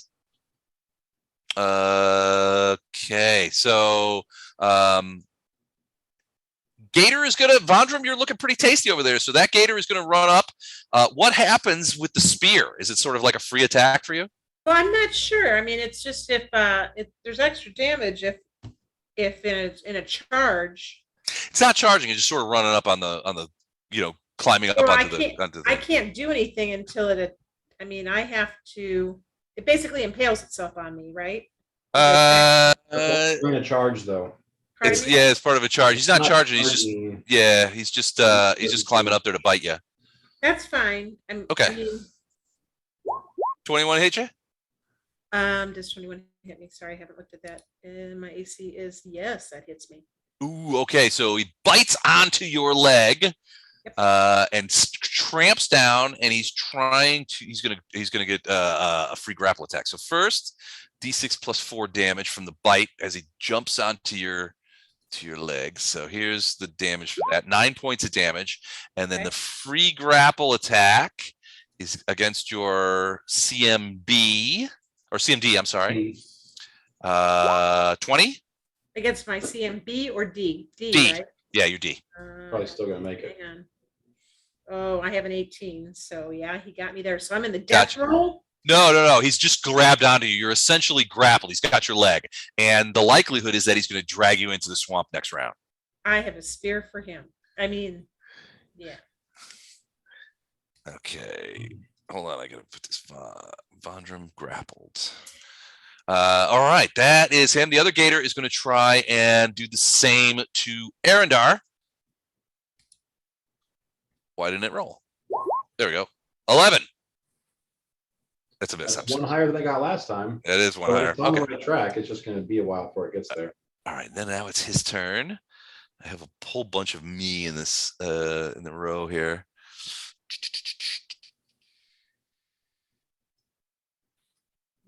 That's not gonna work. That's not gonna work. That might work. All right, hold on. I gotta check on this spellio. We're missing hit points on two of the sisters. That's the one in the water and the one in the bush. They're not showing hit points. Okay. Oh, right. Here, I get you. Not that we've done any damage to them. No, they're both unscathed so far. Oh, she's got one actually, because she hit the. She's got one. Oh, that's right. She got the sound burst on her. Yep. She got one. So did I take that off? No, I guess I didn't. Sorry about that. Okay, so all right, so she's hold on, I gotta do this. You see her weirdo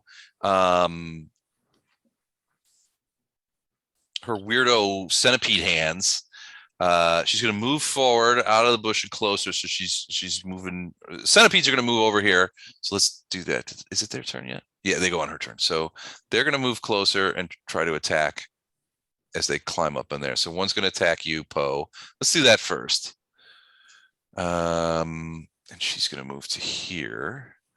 Actually, the centipedes are not going to attack. They are going to stay in the water because she's casting Burning Hands at you guys. Would Poe got an attack of opportunity when that alligator came up right there? It only moved 5 feet. Oh, because it only moved 5 feet. Okay, got it. All right, that's what we like. Burning Hands, everybody. All right, so Burning Hands comes up. I need reflex saves from each of you in that cone. I gotta get my. Hey, I rolled something. Hey. All right, you make it? I don't know. Oh, I'm sorry. DC on this is Burning Hands is 14. Oh, Titus did not make it. That's not gonna be good. It's not gonna be good for anybody. All right.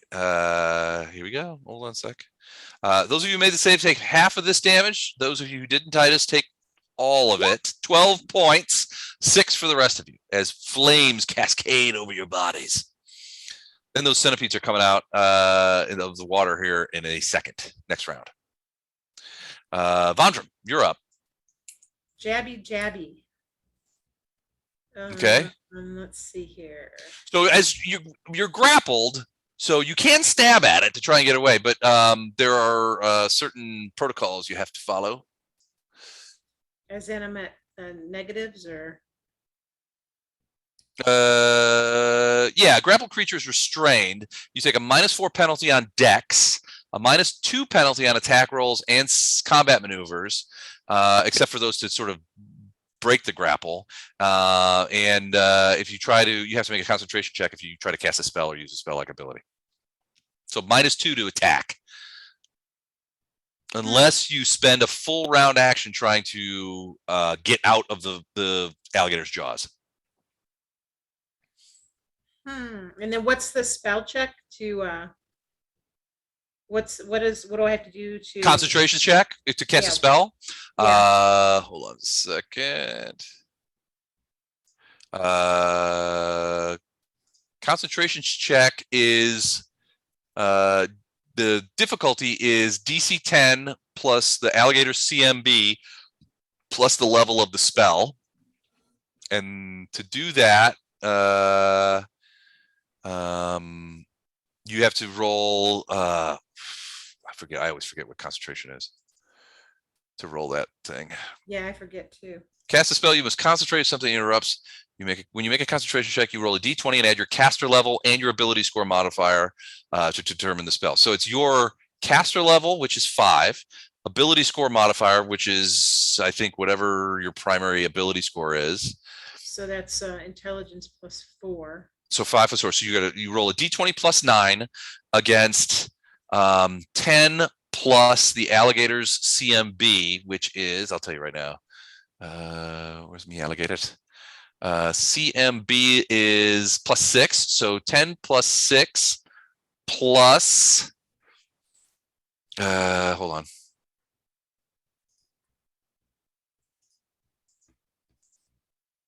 +10 plus 6 plus spell, plus the spell I intend to use, the level of the spell. Is that what oh, plus the level of the spell, yeah. So it's a second level spell, so +2. So 18. So the DC on a concentration check is 18, and you have to roll a d20 plus 9 and beat an 18. So okay, I'm gonna go for it. All right. God damn it. Oh, you lose the spell too. That's fine.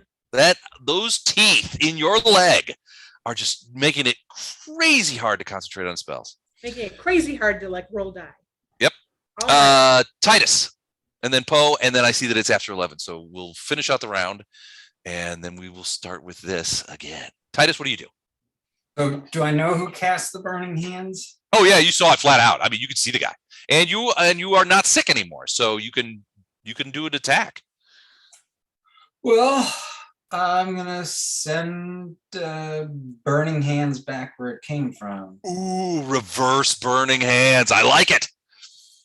Are you just doing it at him, basically, or her, whatever? Well, it's a cone, isn't it? Yeah, but the centipedes are under the water.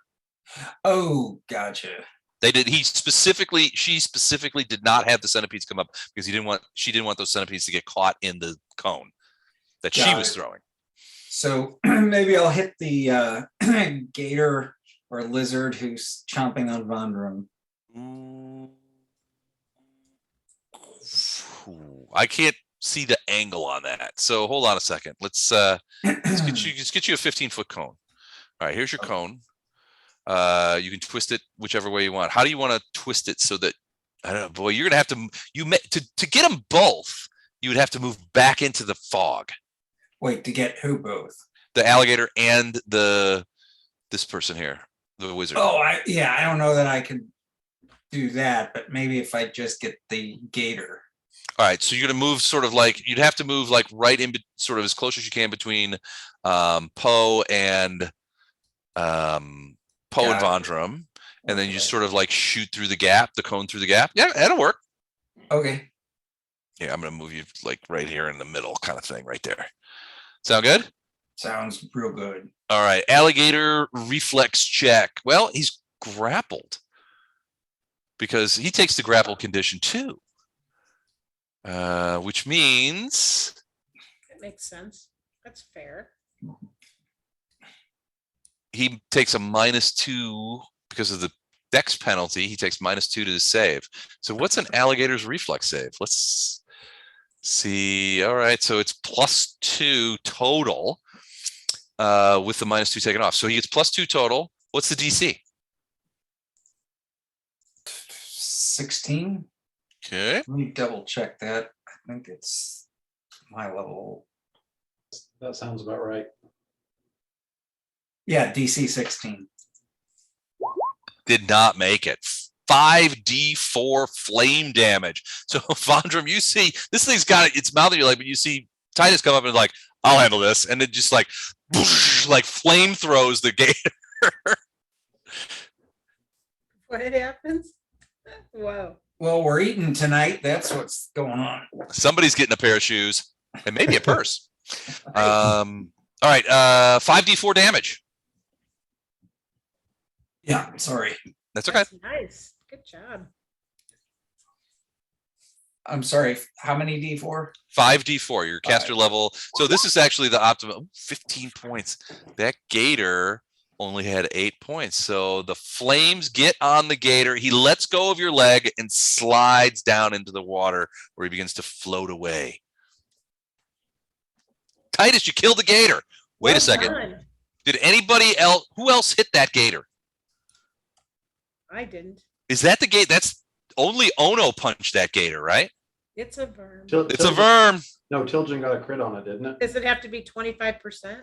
Oh, Tilgen Tilgen. got a crit on it, so they both hit it. Wait, did Ono hit the gator at all? Ono did hit the gator. I did. Yeah. All right, so yeah, not a verm. Sorry, no verm. Damn, I'm vermless this year. You are, so am I. This is crazy, but all right, but you did kill the gator. So that's awesome, Titus. Well done, Poe. You're up. You can see these centipedes are going to come out of the water next round.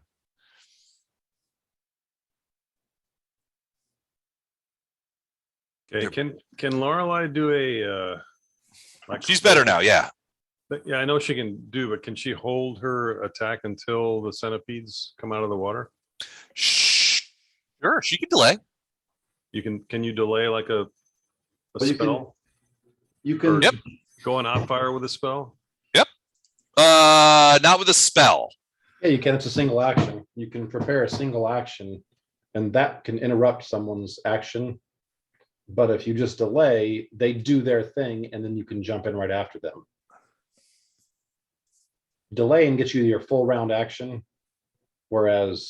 Oh yeah. Okay, you're right. You're right. So Only you do could one action. you could op fire a standard action spell. Which would interrupt before they do something. Okay, I'm gonna do that. Okay. Lorelei. So she's Lorelei is gonna. Can I move still too, or is No. Okay, so yeah. If she's going to go on op fire, then she's going to stay there and she's going to wait until the centipedes move, and then she'll essentially interrupt their turn. So what she was going to do is color spray, which says it has a 15-foot range, but the description is the cone springs forth from your hand. Why is there a range if it's coming out of your hand? That doesn't make sense. But I think it means that it's a 15-foot cone. Huh. So that's probably not going to work if she can't move.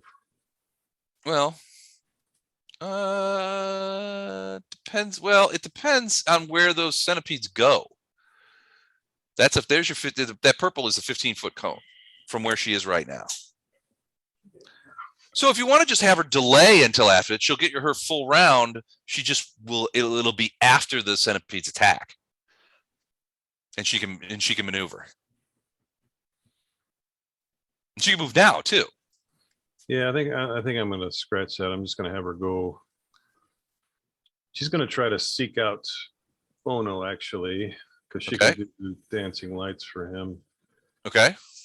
So her move is, let's see, she's going to fly 60 feet. So she's got plenty of, she's going to fly over the cloud. It's only 20 feet high. So she's basically doing like a parabola. Yeah. And dancing lights has a long range. So she's going to get close enough. Actually, she won't have to go that far. She'll be up above. She's just going to put dancing lights around Ono so he can see. Can she do both in this turn? She can move and cast a spell. Yeah, sure. Okay. Yep. So it's going to be 4 lights and a 10-foot radius. Okay. That she's going to cast around Ono above him just so he can see what he's doing. Gotcha. Okay. We'll just give her a 10-foot red.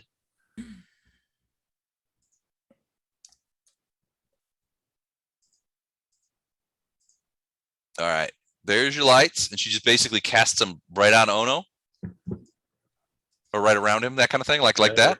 Yep, right. All right, Ono, you see lights magically appear around you, and now the area is much brighter, and you can see the creature that just stabbed you. She looks like she's rearing back for another stab. You get to look at that dagger too, and it is gross. There's rust on it. Probably gonna get tetanus if you were succumbing to that. All right, so that's her. That's Lorelei. Poe's going to do a swift action to enlarge himself, and he's going to attack the crazy woman or the sister or whatever the hell she is. Okay, so it gets bigger. You're going to end up a little bit in the drink there. Yeah, they're coming anyway, and they're going to hit me, but hopefully I can get her. What's her AC? Her AC is 16. So you speared her? Yep. Okay. That's a hit. 14 points. That's a good hit. Ah! You hear? Well, she doesn't actually scream. She makes like a weird clicking noise, which seems to be very animated.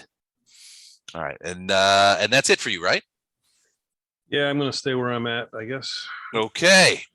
Next time so it is almost 20 after 11. Next time we're going to stop here. Next time we play, we will start at the top of round 4 and continue the marsh attack. Dun, dun, dun. Dun, dun, dun. All right. Thanks, everyone. This was awesome. Thank you. Thank you. All right, have a good week. Yeah, thank you. Oh, we You guys- might not be playing next weekend. It just depends on if we have reception where we're hanging out. Okay. Next weekend is A team. Yep. Yeah. All right. I think Matt's also out of A team next weekend, so we may have to call an audible. I'll send out an email later on and see what everybody wants to do. No. Cool. See you. All right. All right. Good night, guys. All right. See? Yeah.